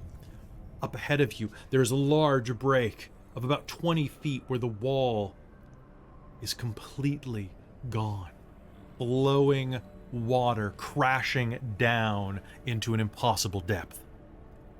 This would be concerning enough, if not for the sudden movement in the shadows, as you see that there are creatures. Hemexi pages. Rough, ugly creatures, humanoid spiders, and assassin bugs, Hemexi warriors. Humanoid spiders clinging to the ceiling, a pair of them, and up ahead, observing the sudden rift that the water crashes down, you are going to see in all of its glory a Hemexi noble. This creature that looks vaguely humanoid, with long, mosquito-like wings flowing down the side of its back, keeping it aloft. Its face, long, humanoid, and split in the front, almost like a predator, the way that the fangs break into fours. They turn, look at you, and shriek. And I would like an initiative roll off of everyone. Yes, Sidious. Can What do you I got? use a sorcery as we roll into here called Monstrous Kinship? Or does it look like they can't be persuaded? They may be able to be persuaded. I think this will be on your initiative. So we'll see who has initiative first. Okay. So the way we roll What's initiative in this initiative? system, I'm about to tell you, is you roll you roll the lower of athletics and cunning, or empathy and dex. The lowest of the two, you said? I believe so. Yes. So athletics and cunning for me. Okay. Initiative. You. Oh, pardon me. You use the higher of the two. Higher of the two. My bad. Oh, cool. So I have 2 successes. Dexterity, okay. Somehow. 2 successes. On a pool of Athletics, 3. Sorry, I spaced out there. Was athletics and I think Athletics and it's an cunning, or interesting- empathy and Yeah, dex. it's the ones that are sort of like the opposite of a World of Darkness kind of setup. So you mix and match the odd ones with each other. Okay, congrats. Well, I have 0 successes. so do I. As do I. Well, I'm about to explain this system to you, and I think that you're going to like it quite a bit. Let me just roll for the... Oh, I've got 3 successes for one of the warriors, and I've got 2 successes for one of the warriors. All right, Cal, it is you and me from the looks of it. You have 3. Does anybody have beat 3? Yup. Okay, on a tie. Taking Spotlight. After the character has when initiative is not an action in its own right. What happens on a tie? Let's find out. All right, so here's the deal. Cal, roll the d10. Tell me what you get. all right. A 4. God damn it, I got a 4 as well. Roll again. Again. Okay. A 6. Okay, you are going to go first. So the way this initiative works is you choose who goes first. That could be yourself. So you go first, and then you can choose who follows you, is what I mean. Oh, I see. What exactly does it look like we're faced with here? There are two Hemexi warriors, which look like spider-like creatures, half human, half spider-like, clinging to the sides of the rock face, observing this. You can see this flying Hemexi noble, a deadly foe, I should say, who is leaning over this outcropping, where you can see these, basically like there's this long length of cavern here where you're seeing these patches where the water is flowing out. It's going to take quite a bit of work not to have it pitch over the edge. So almost like you're in like a log flume. Yeah. Do I have to tend to the boat like immediately? Like if I don't act, we're going over? Maybe not. Okay, I'm gonna do something.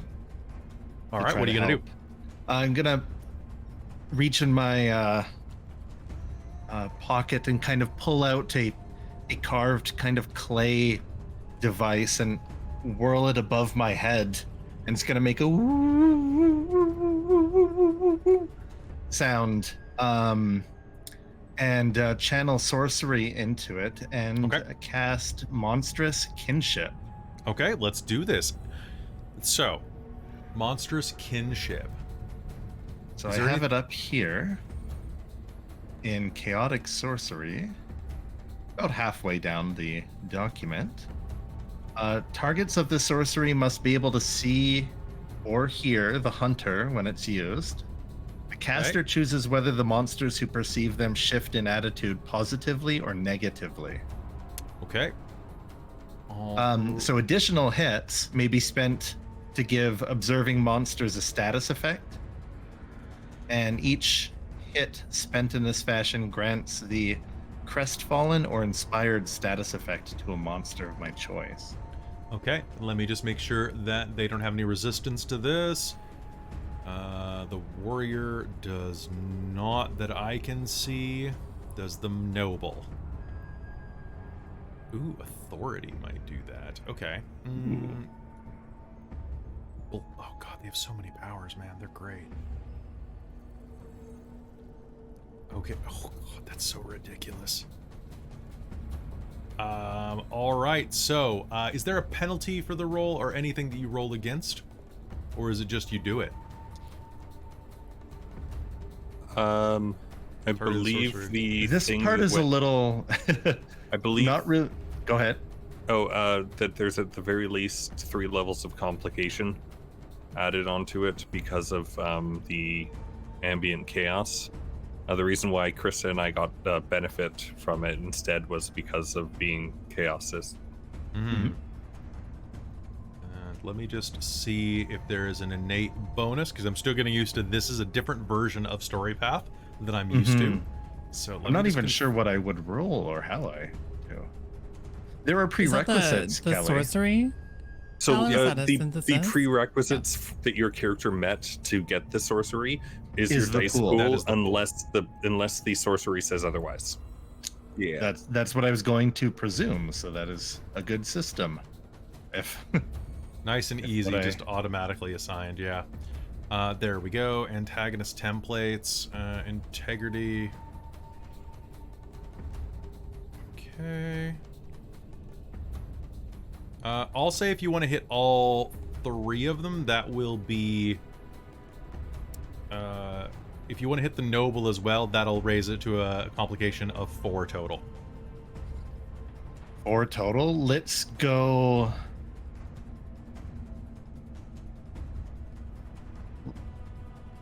The noble is kind of like a more powerful creature, correct? Basically, these things are vampires. They're, for quick reference, they are insect vampire hybrids. And the other 2 are kind of like spider beings? Yeah, basically they level up, theoretically. They're vampire spawn. Yeah, they start off as leeches and they work their way up to being actual like vampiric things. Let's target those like 2. Sure. The weaker ones. All right, so go ahead, and you can, if you can buy off the complication, you might be able to get the other guy as well. If you get extra. Buying off a complication is with the successes I roll, or am I removing dice from the pool? No, That's Chronicles of Darkness. You're Right. spending. I know. Story Path is the story. Yes, Story Path is the storyteller system inverted. Right. It's right. It's different, and it God, takes. if we weren't having enough trouble with like the many systems of D&D and then That makes sense. Pathfinder, now we have the same thing over here in the World of Darkness and I Story Path. like this. Well, I'm from the Exalted past, so this is nice. All right, I needed 2 for them. You needed a total of 3 to hit them. Okay, I got exactly 3. Okay, so the way this is going to work, so you needed 1 for the basic hit and then to buy off the complications. So Right. you're 1 short, which means that we can do a couple of things to make this balance out. We can spend Okay. momentum for you to overcome it. You have 6 momentum right now. You can just take the let's do that. complication. You just do that? Okay. Yeah. All right, so spending a point of... If everyone's okay with that. All right, so spending a point of momentum, you are going to whips it over your head, and as you do, the Hemexi warriors are going to kind of look over your direction and kind of step out of the way. I'm assuming you're going to try to calm them. Oh yeah, not the other way around. Let's not negatively influence them. That's counterclockwise. Okay. That's a different sound. So, who do you give initiative to? So the way that it works is you can give initiative to anybody, but at the end of the turn, the last person in the initiative order chooses who starts the next round. So there is a benefit to giving it to your enemies. To Spike. All right, so Spike. So as you're bobbing atop of Moss's butt on in the Moss balloon, what do you do? Do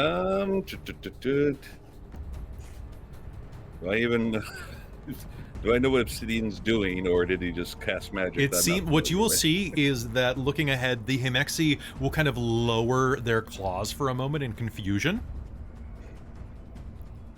And will kind of just passively watch, except for the noble. The noble has a look of bloodthirst in its eyes.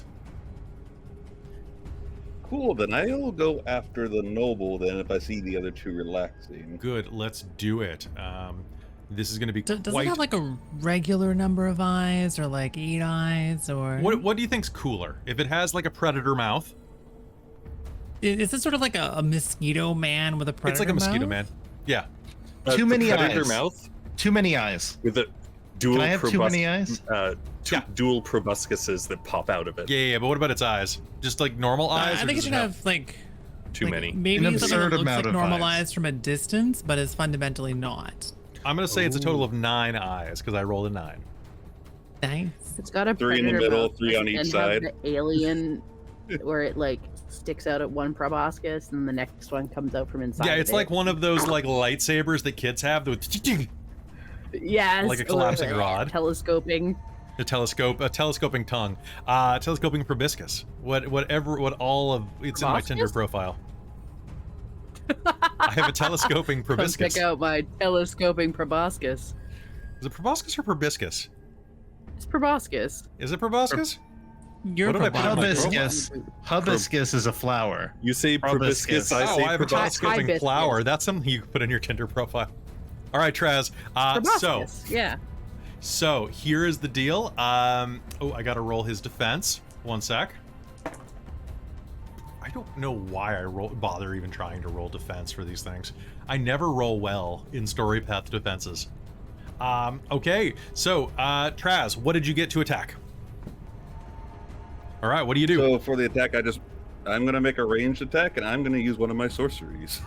Oh boy. Okay, so you're gonna use one of your. You can't stop using sorcery. Okay, so you're gonna have 3 points of complication because of the roughness of it.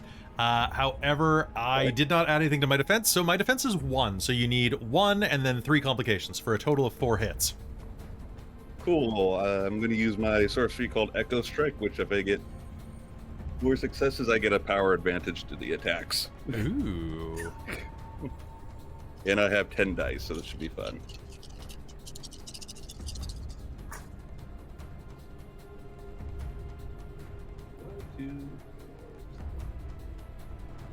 I have 6 successes. Holy crap. Okay, so what you can do this is you can spend, so if you look in the combat section, there are a number of additional skill tricks. Pardon me, no, it's a magical effect, right? Yeah, so the sorceries actually come with their own tricks I can purchase. So on yeah, top of the what effect. tricks would you like to use? So that's going to, so you have 6 successes? Yeah, and so 1 for the armor, then those 3 for the complications, right? So I have 2 extra. You have 2 extra hits, That makes yeah. sense? By the way, we're reminded by certain game dev that you can just not pay the complication And do Get a what ton you of want. damage, yeah. and take the chaotic retaliation. So because the complication might be that high, maybe it's in your best interest sometimes to Just take suck that, it use up. the Good to hits. know. Thank you, by the way. Trez, We have someone helping us out in the chat. chaos. All right. So Yes. that would give me. Okay. I'll take. Can I choose the number of complications I can take off, or is it just all I or think none? you can minimize it. Like if So you pay I'll- off 2, it goes down to a minor. I'll take. What was it? 2 would be a moderate complication then. Yep. That's 1 minor, Okay, 2 so chaotic retaliation. Trying to grasp chaos is tricky. Many times the character suffers some undesired effects for their efforts, even when the sorcery. Okay, so. Oh boy. Oh boy. I love it. All effects start with medium range area focus on the caster. Described as the case. Okay. These are minor ones. Okay.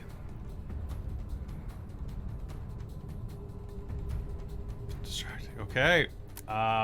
So there are status effects, and I'm just double checking what I can buy with this. So do I get minor ones for spending like 1, and then medium for spending 2 and 3, or like is there a limit to where I do this? You like can you buy 2 2 minors, or maybe 1 medium? Because I'm gonna take the brunt of 2 of them. Some are instantly resolved and others endure till the end of the scene. Retaliations may continue, fade over time, or suddenly dissipate. All area effects start with medium range, focused on the caster, and some spreading around. All right, so I'm gonna assume that I can just kind of hit you with this. So yeah, go ahead and hit him with full. All right, so that's because it's 2 hits for an extra 1. That means I had 4 extra hits. That means I have a 3 power advantage, and you're gonna get by essentially 4 arrows. Holy crap! How much damage? So how many times can you buy the damage trick with that? I can do it max of 3, which is what I have. Power advantage 3. Ooh, so you describe this for me. So he'll notch arrow pull back. You'll see all the shadows kind of meld around him, and then off to the sides and behind this thing, you'll see shadow arrows just starting to form. Then when he releases the arrow, all the arrows dash at it and collide to him in the middle. Okay. And my arrows do piercing, and it's deadly, so it also does leaves aggravated damage, assuming it lives. Oh god. All right, so it's going to take 3 wounds as it is struck by this and lets out a horrible echoing hiss. And as you summon the chaos to you, the area around you is going to warp. I'm going to say, let's hit you with a moderate, because that's Do it. fun. And I'm going to Do it. roll, so they have 20 options on this chart. I'm going to just do it random, because it's chaos. Yes. So I'm going to roll 2d10, and that is... Oh boy!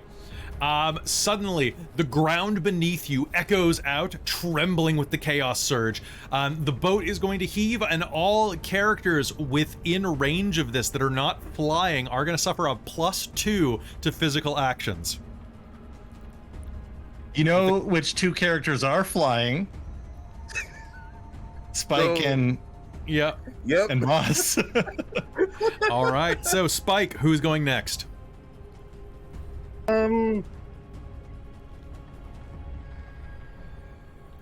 Ooh, let's do one of the seduced minions. Okay.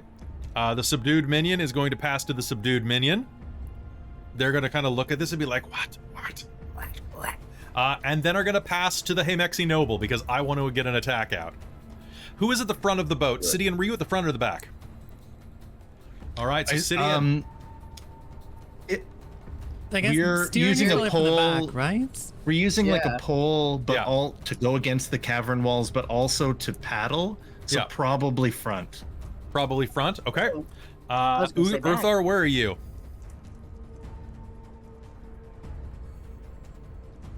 Uthar's probably close to the front. Okay. So, Then I guess Sidian, Chewie's at the back to balance the weight Alright. distribution. Does anyone have a single dot in pilot? Besides, so No? you are Okay. piloting the boat, so you're kind of having to like pry it up against the wall, and the noble is going to let out a snarl and launch itself toward Urthar. Urthar, do you want to roll your defense to see if you could buy any defense stunts? Oh gosh. So that's stamina, right? That's your stamina, and you add it to your base of 1. Assuming you And I succeed. get +1 enhancement because of helmet if I pass. Mhm. That will be 2 successes. So, that will be defensive 4, so you need 4 to hit me.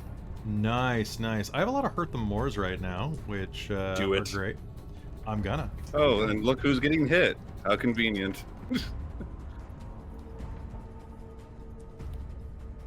Probably bought half those things himself. Right. Doubt it. And it's all Robin. It was Okay, so Robin. that's This is what 6 happens when successes Robin to in hit every you. Game. Okay, It's so by- 4 to the hit, and then you got 2 more. 2 more. What I am going to do, so it is going to launch itself toward you. Its proboscis is going to suddenly extend, piercing into your shoulder, and that is It's going because to... I'm buoyant. It's It's easier because to you're hit me. buoyant. That is true. And it is going to use... Oh boy, it's gonna... So it's going to bury its proboscis into you. That's going to do a point of damage, followed by... it's going to... Do you have armor? Yep. Okay, I'm gonna use the piercing quality. My Oh, proboscis okay. has the piercing quality, actually, pardon me. And the poison quality. Okay, and I know what piercing does. I'm not familiar with the poison. Poison is a fun one. Poison...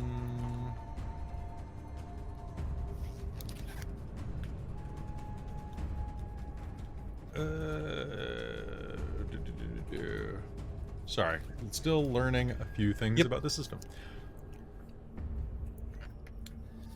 Waiting for Travis to tell me what poison does.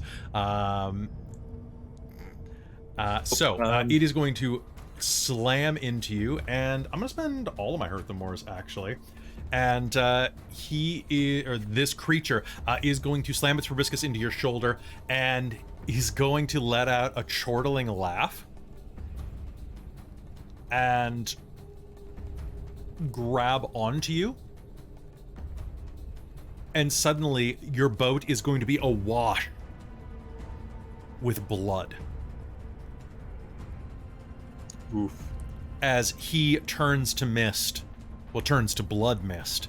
Taking you with it. What? And he's gonna... You're buoyant, right? Yep. Okay, cool. He's gonna throw you over the edge of the chasm.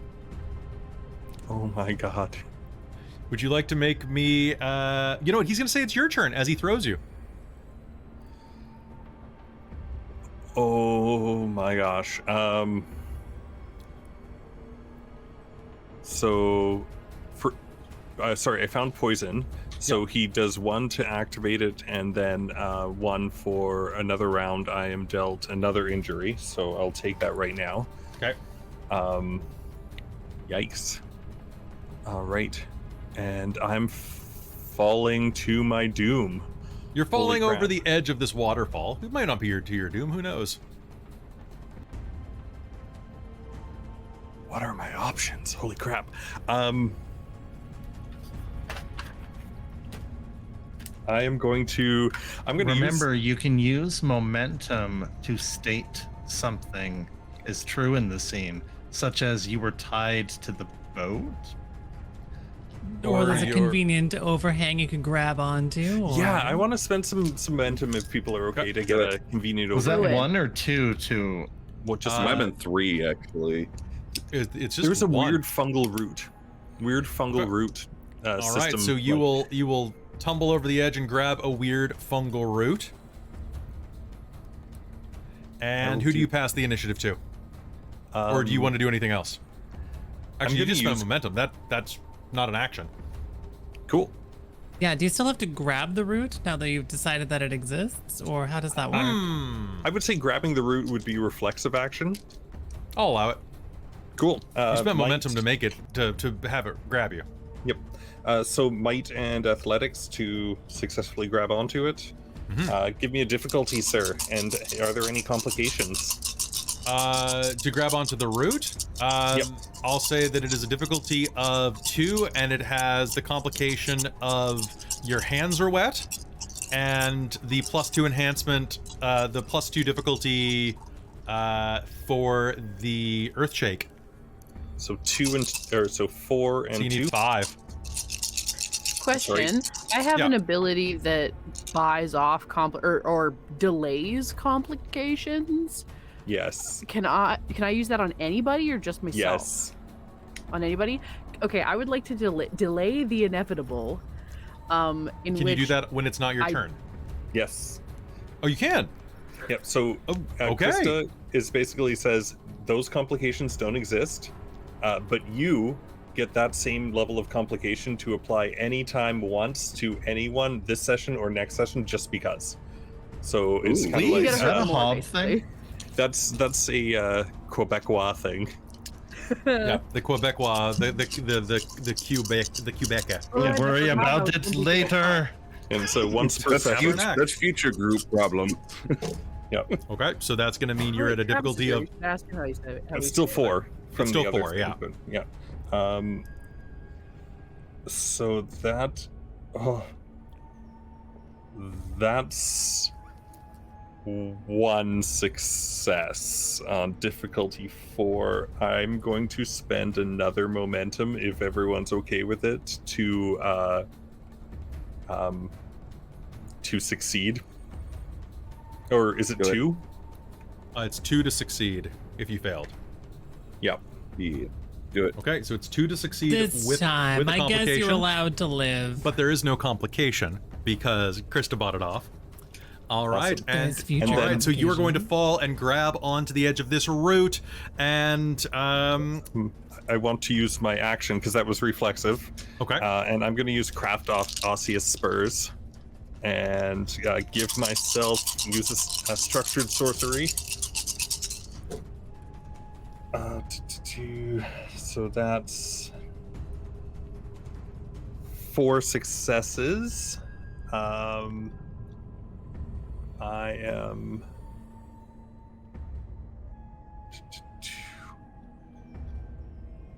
Sorry, I just need to look at it again. you're going to basically Wolverine, right? Sort of. Yeah, I just. Sorry, I just need to find that one again. Sorry about this. I do have it saved just for that reason. Okay, so I now, a whole bunch of bones just sprout out from all over me and slowly turn into stones. Like at the tip. That's just how I'm flavoring it for this guy. And then anyone who decides to grapple me suffers bleeding status effect. With the extra successes, though, I'm going to also apply reach. Oh, no, you know what?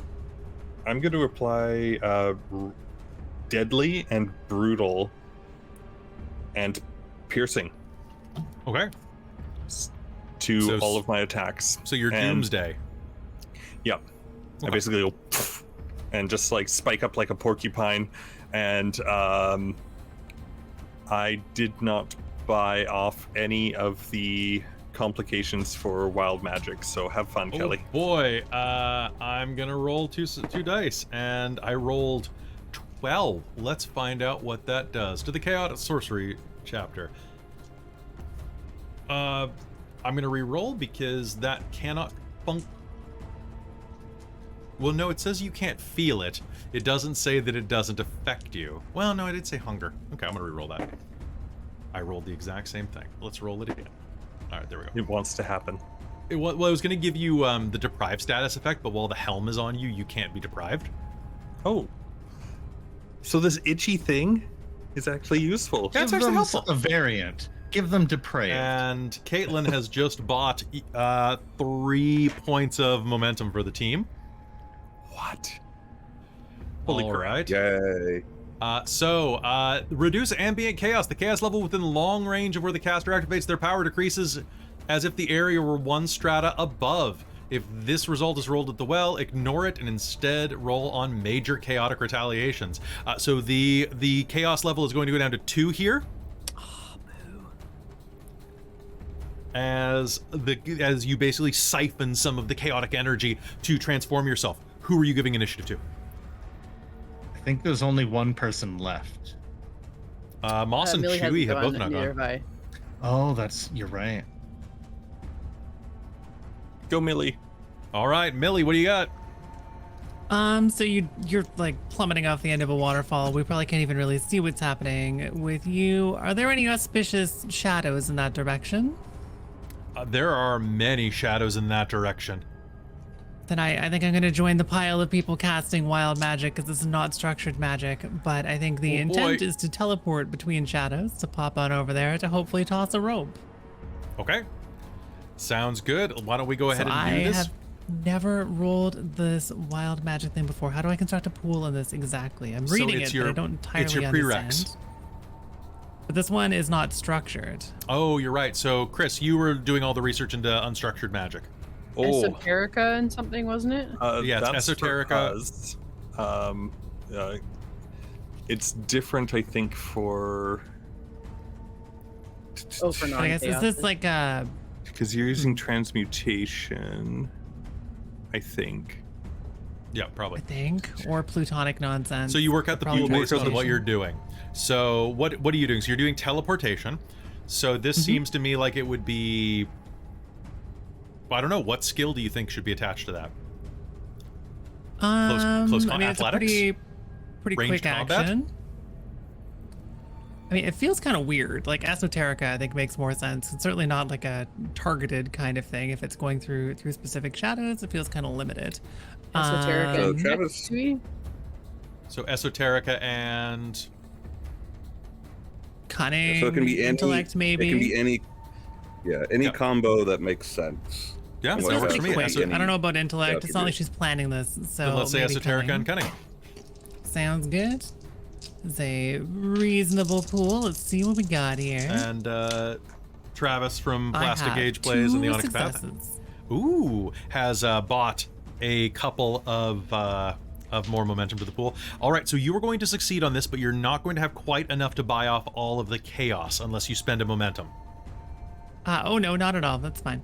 right, sounds good. I feel the way this happens is that she's just gonna put her little paw in front of her face and blow out the candle on her hat, and then pop up in a shadow.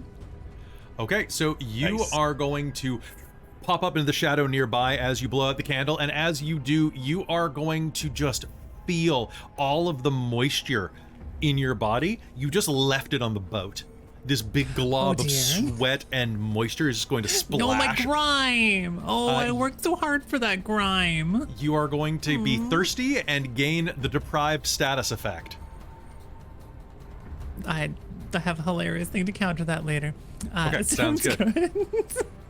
All right, so, so you're going to Goth throw a rope to Earthar. Am I able to do that in the same turn, like doing the teleport thing, and then also? No, toss the you'll rope, have or is to. that, That'll like, have to be like a lasso roll. Yeah, so we'll say that she's like popping over with the rope in hand, ready to go. Not that she's vaguely capable of doing this. She's just All right. determined. And that means that you have to pass it to Moss because Moss hasn't gone. Moss, what do I you do? do. Moth's cool and good, and probably the coolest of us. So I mean, if they were actually moss, they would be quite cool. So- moist. Oh, Exactly. Very damp. Is this what was it, Hyrexian? What were they called? Hey Mexi.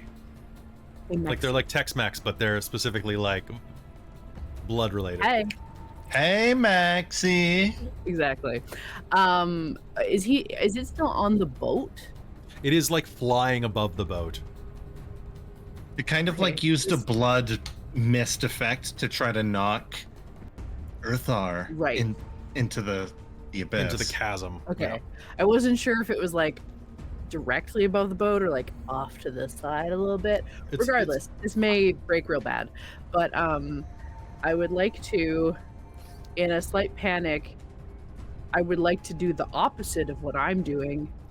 And I would like to take the rock that Earthar gave me, because I didn't end up using it in that last roll. And I'd like to huck it and have it weigh this thing down so it falls in the water and gets stuck underneath the water and just make him really, really heavy. Okay, so you're gonna use a chaos magic for this? Yes, please. Okay, so are you just like fast casting this, like wild casting? Yes. Yep. Okay, so I think this is probably athletics or ranged attack, or ranged combat. I don't have any of that. What do you have that you think would make sense for throwing a rock and making someone sink? I mean, Do you the have only close thing combat? I really have is esoterica. I was under the impression esoterica. Well, so I use my esoterica in lieu of close combat. But it's not really close. If I fly, I mean, if you Right. float alongside next to him, you could Looney Tunes him and go, here you go. Oh yes, may I? Yes, of course you may. You're a hobgob. That's Okay. hilarious. Oh, you're flying. That is Right. actually big hobgoblin. So energy. let's say esoterica and what do you think? That's cunning. I feel like resolve to hold him down, Sure, that works for me. So, are you and then +1 from the rock, right? That you gave me. plus Chris? 1 for the rock, and then Yep. you lean into the chaos of this. So you don't add this to your pool, but you have a +3 enhancement if you succeed. and then +2 because of the plus- environment. +5. Yeah, that's altogether. including the +2. No, she gets +3 for have a body of chaos, and +2 for the environment, and then another one for the rock. Okay, so +6. Yeah. Oh, the rock is just a not a bonus die. Yeah, It's- so you it's- don't. We never add anything to our pools in Story Path.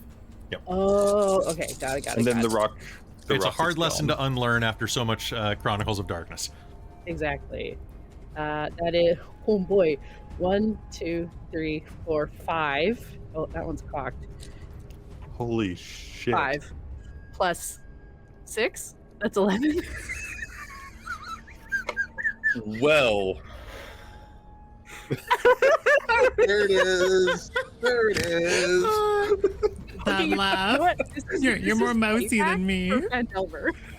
Okay, so you just found your system is what it is. So what happens is the boat races by as the Hemexi is laughing to itself as it seems to have thrown Uthar into at least quite a bit of trouble, and then it turns as you come and go.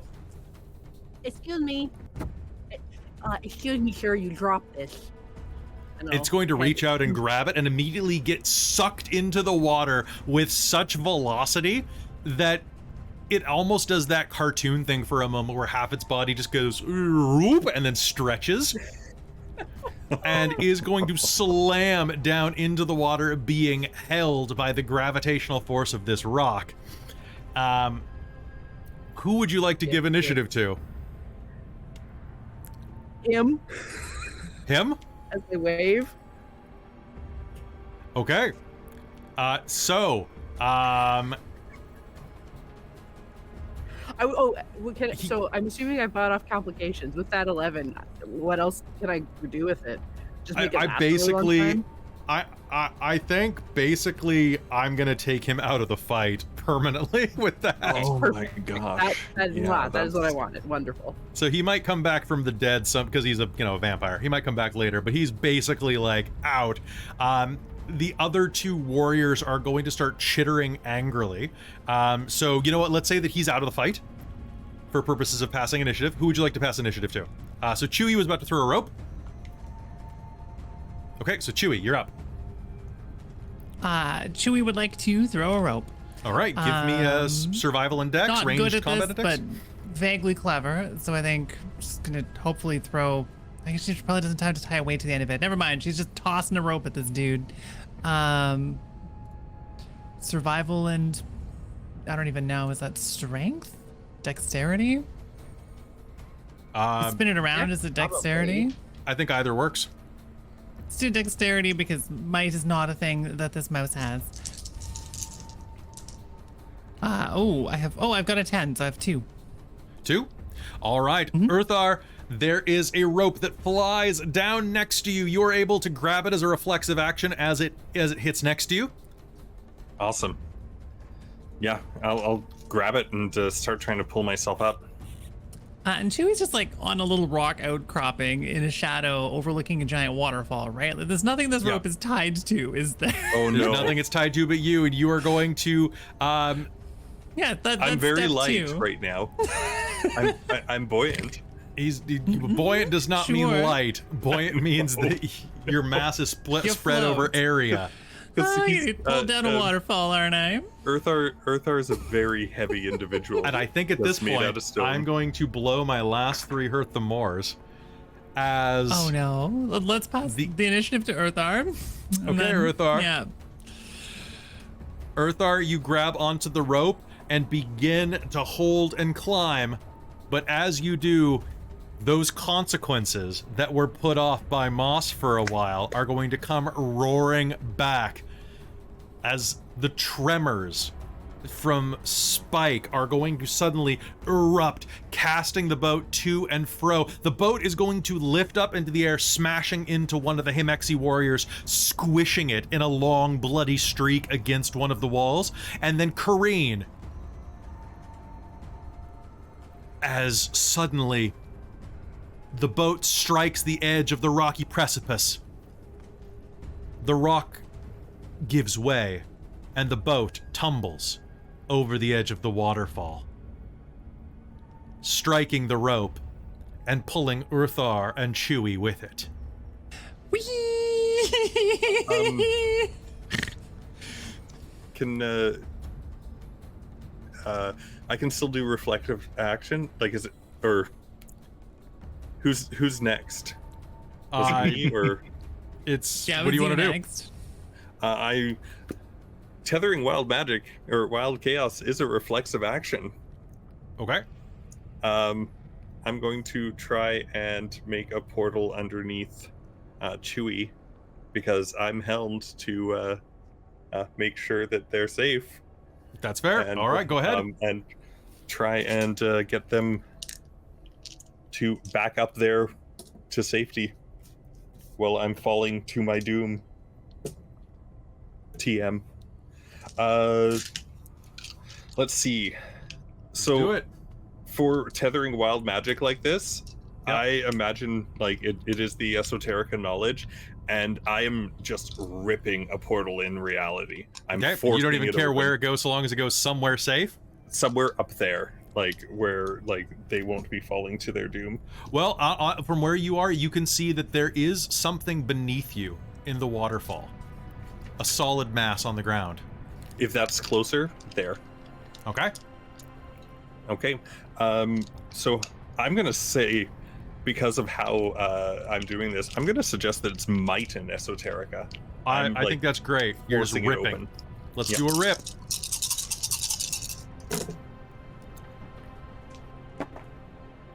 That will be a 6. 6. Okay. There is going to be a shiver as the chaos energy rips out over. And you're not spending any to suppress? No. Okay. I just want to make sure everything goes to making sure Chewy is over there. Let's add to the chaos. Okay. All right. There is a sudden rip as you tear reality asunder. The boat strikes over the edge, begins to plummet over, and suddenly the hue of the well and chaos's energy swirls.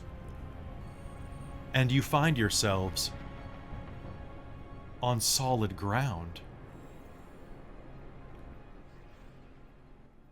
The Hemexi warrior that remains is far up above and has more important things to worry about than you.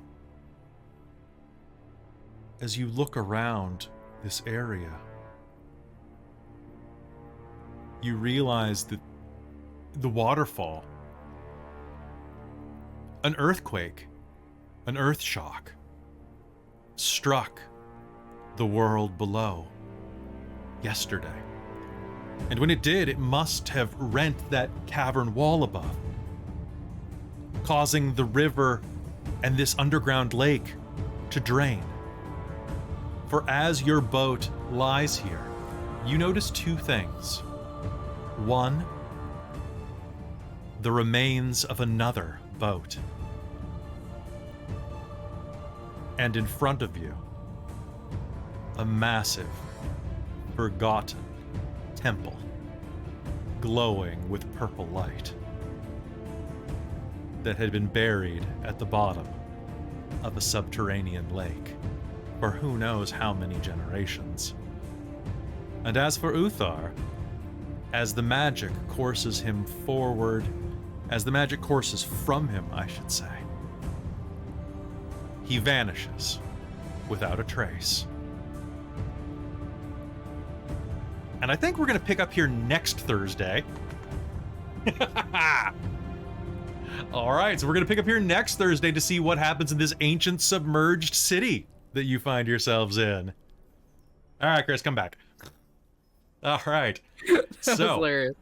For those of you who don't know, Chris has to go to a wedding next week, so had to be a little heavy-handed here. The hunt for Uthar Find you. begins. Helmet Squad, we can't leave you behind. Exactly. Helmet Squad. All right, so that is Squad. episode Give me 1. your rock. Yeah. That is episode 1 of The World Below. What do you guys think? How did you enjoy the vibe, the atmosphere, and some of the powers? I loving honestly, this. I really enjoyed it. Yeah. It's so fun. This settled it. I'm back in. You're gonna buy it? Like, I need this book. I like the format that we have it in. I find like really difficult to get through. Well, it's just especially it's a with, like, manuscript work copy, right? and- Like, Exactly. work and everything. But like this was just ridiculously fun, and Mhm. I want this book. I hope Kelly keeps running this.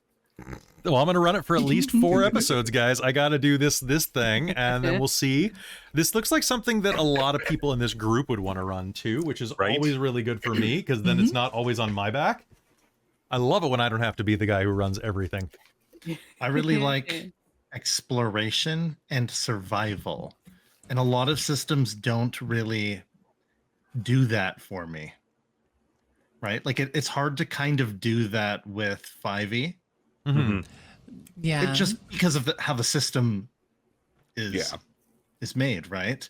But I like this. Like everything's about like finding food and like spreading community, whether it's believing in the well or your Church of Galthon, or like the beneficial healing effects of mushrooms, which may or may not come up next session depending on how injured everyone is. So I think Like if you- it. aside from Like it. Chewie being deprived, don't be sure to mark that down. You're gonna be Oh, one yeah, thirsty yeah. rat. I have a You're really gonna have to goth find one of those way things to and just go mitigate blip, that. blip, blip, blip. Is there a spot on the character sheet? Oh, there is a status effect spot on the character sheet. Let's go. Deprived. Thirsty mousy. Thirsty mousy. All right. I really like the I like do shit magic, Right? because I feel like most people that do like you go into D&D and you have these like structured spells, and it's like, well, okay, wizards maybe, but like sorcerers and like bards and it's stuff, weird that like, sorcerers and bards have the exact same lists as yeah, Mhm. and like I love because like magic to me should be very free form and just sort of made it up. It's like I do really like it. I know Kelly and I have had conversations about my feelings about mage, and it's casting, and I do like it because it gives you a lot more freedom to work within things. But I've always kind of felt like it is both too structured and not structured enough, and so you kind of end up in this you need position the that right- if you don't have a really Yeah. you need the right need- storyteller. You need the right storyteller. Because like the one Yeah. time that you played it with me, you had a hell of a lot of fun. So It was so much fun. Yeah, it was great. And like I've played with one or two people that are like in our social group, and that's always been fun. But like previously when I played, it was with people that were like really stringent about stuff and like really strict about things. It was really frustrating and like not fun to play. But as long as it's like someone that'll work with you and like actually try to find how it works, my then my great. job is not to tell you no. It's to say maybe or yes and, right? And that's one of the things that I like about the complication system, because you can still succeed, Yeah, but I do like that. and That's I love and that. that's really neat. One thing that I wanted to ask was, I know Christa, you said you didn't have a lot of time to look into this, so I helped you with some of the character thing and kind of redoing He things. says before. helped. Wrote my whole character sheet for me today. How did you like being like, I know your character is like physically weaker than the others and doesn't have as much health, but how do you like the I can do everything with magic? Yes, that's all I wanted. I just wanted to be a Good. goob Good. and just like do silly things. And I I was like I was a little worried because of how dark everything was, like right off the bat, and like falling to your doom and scary underdark. And then I come in with a hey guys, how's it going? It's great. But You're that the is foil. hobgobs. And hobgobs are kind of meant to be that way. And I love characters that start like that. And by the end, I don't feel so well, Mr. Stark. Right? Like I love that progression of characters. Spike. Yeah, I don't feel so good, Mr. Spike. Oh no. So there is no. a thing about forging bonds. After a scene with different characters, you can declare that you have forged a level 1 bond with somebody. That's true. And at this point in time, I would like to forge a level 1 bond with Chewie, because I just saved your life. I just saved your life, maybe. Yeah. A little bit of each. Helmet squad. Sounds good. Helmet All right, squad. level one Save bond. each other. Level 1 bond, helmet squad. Helmet Who squad. saved who?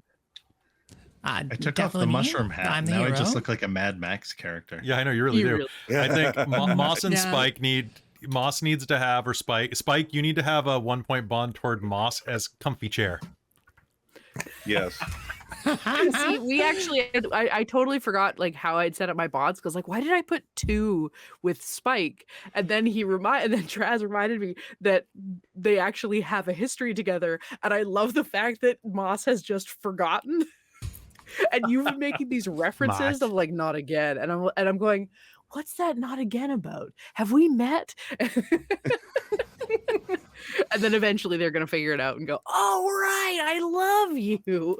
Also, I had a short-term aspiration to use Wild Chaos. Yeah, you did it. Perfect. I need a new Did aspiration. anybody have some aspirations? Yes, mine. Well, maybe not. I had added chaos rock maybe. to my outfit. I had one briefly.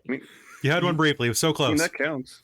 It was so close. Does but it count? we I got rid of added it. it and then got rid of it. I'll allow it. If it was part of your outfit, sure. I put it in my hat. That counts. Okay. I had to do something that scares me. Done. So what happens in that with completing aspirations in this system? With aspirations to in this, ask, does mostly that for mark- the sake of Does talking that mark about XP it. or does that mark momentum? I think it's XP generators. Hmm. Its own Yeah, thing. 'cause- Yeah, because momentum generators. So are mark fun. toward XP, because we will Yeah. be doing the calm in episode 4 probably. And you guys have 6 Where points is of momentum XP going track? forward. Oh, did I save somebody from lethal peril? Yeah. All right, that's another point Probably, of momentum. yeah.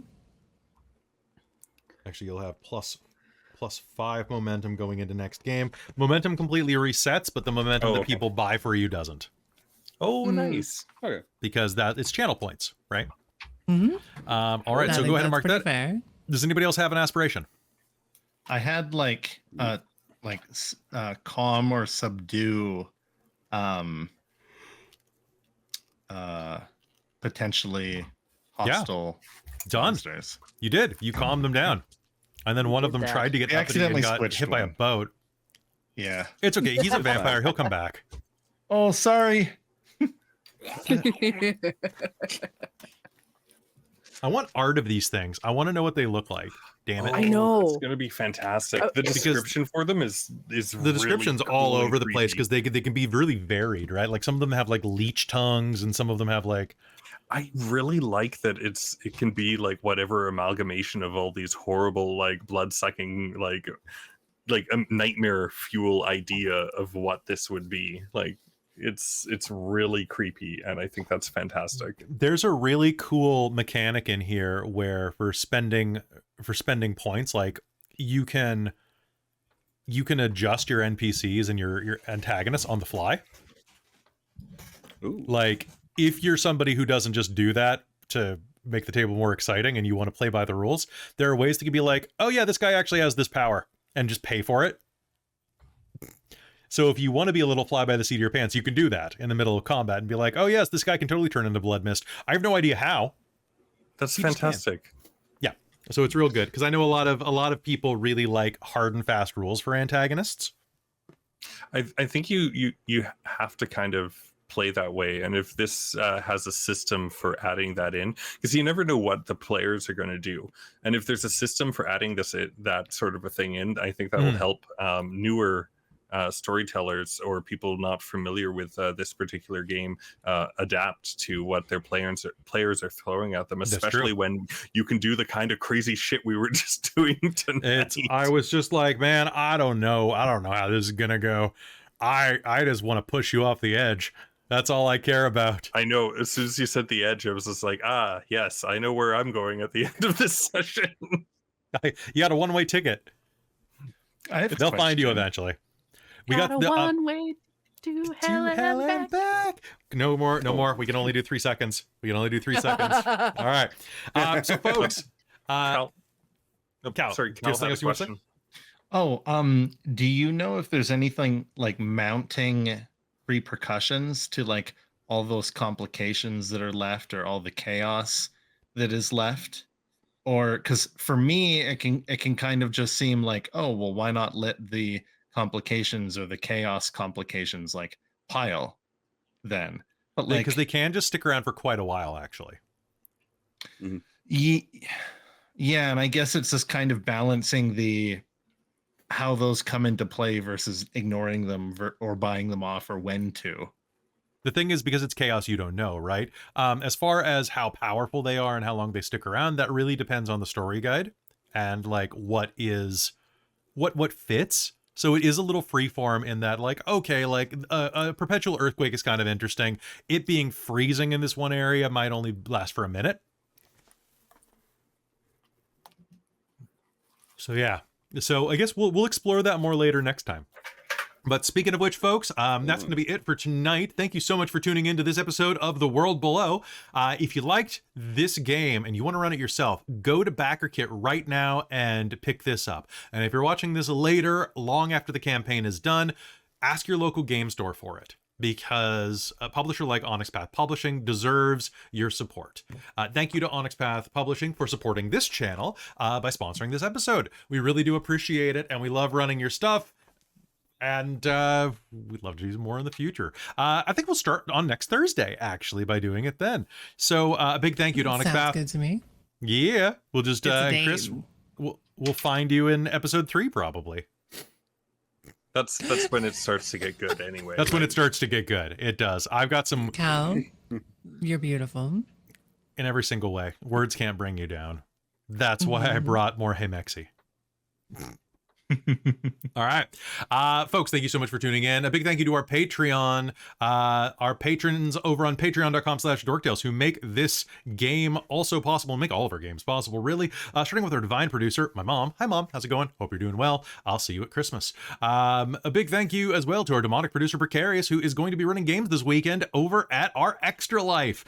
More about that in just a second. A big thank you to Tammy the Forever Cleric and the Ink Goblin, who are our wizards of the Patreon. And of course, Terran, Buddy, Amberthist, Raven with Baubles, Karasha Urquhart, Sheffiladeth, Larouk, Sorcerer Sanguine, and Mike Baxter, who are our High Council of the Patreon, and of course are in the shadows doing secretive things. You can come and enjoy that extra lifetime with us, by the way, all weekend long, because for the next 3 days we are going to be running back to back to back to back, and then we're going to be sleeping, and then back to back to back to back, and then we're going to be sleeping, and then we're going to wrap up with a bunch of back to back games on Sunday. That's right, 14 games over 3 days. Come and enjoy them with us and help us raise money for the BC Children's Hospital and Children's Miracle Network as a whole, because sick kids deserve support, and we're going to roll dice until we help them, damn it. So help us be heroes here on Dork Tales, and we will see you next time for The World Below. Good night, everyone.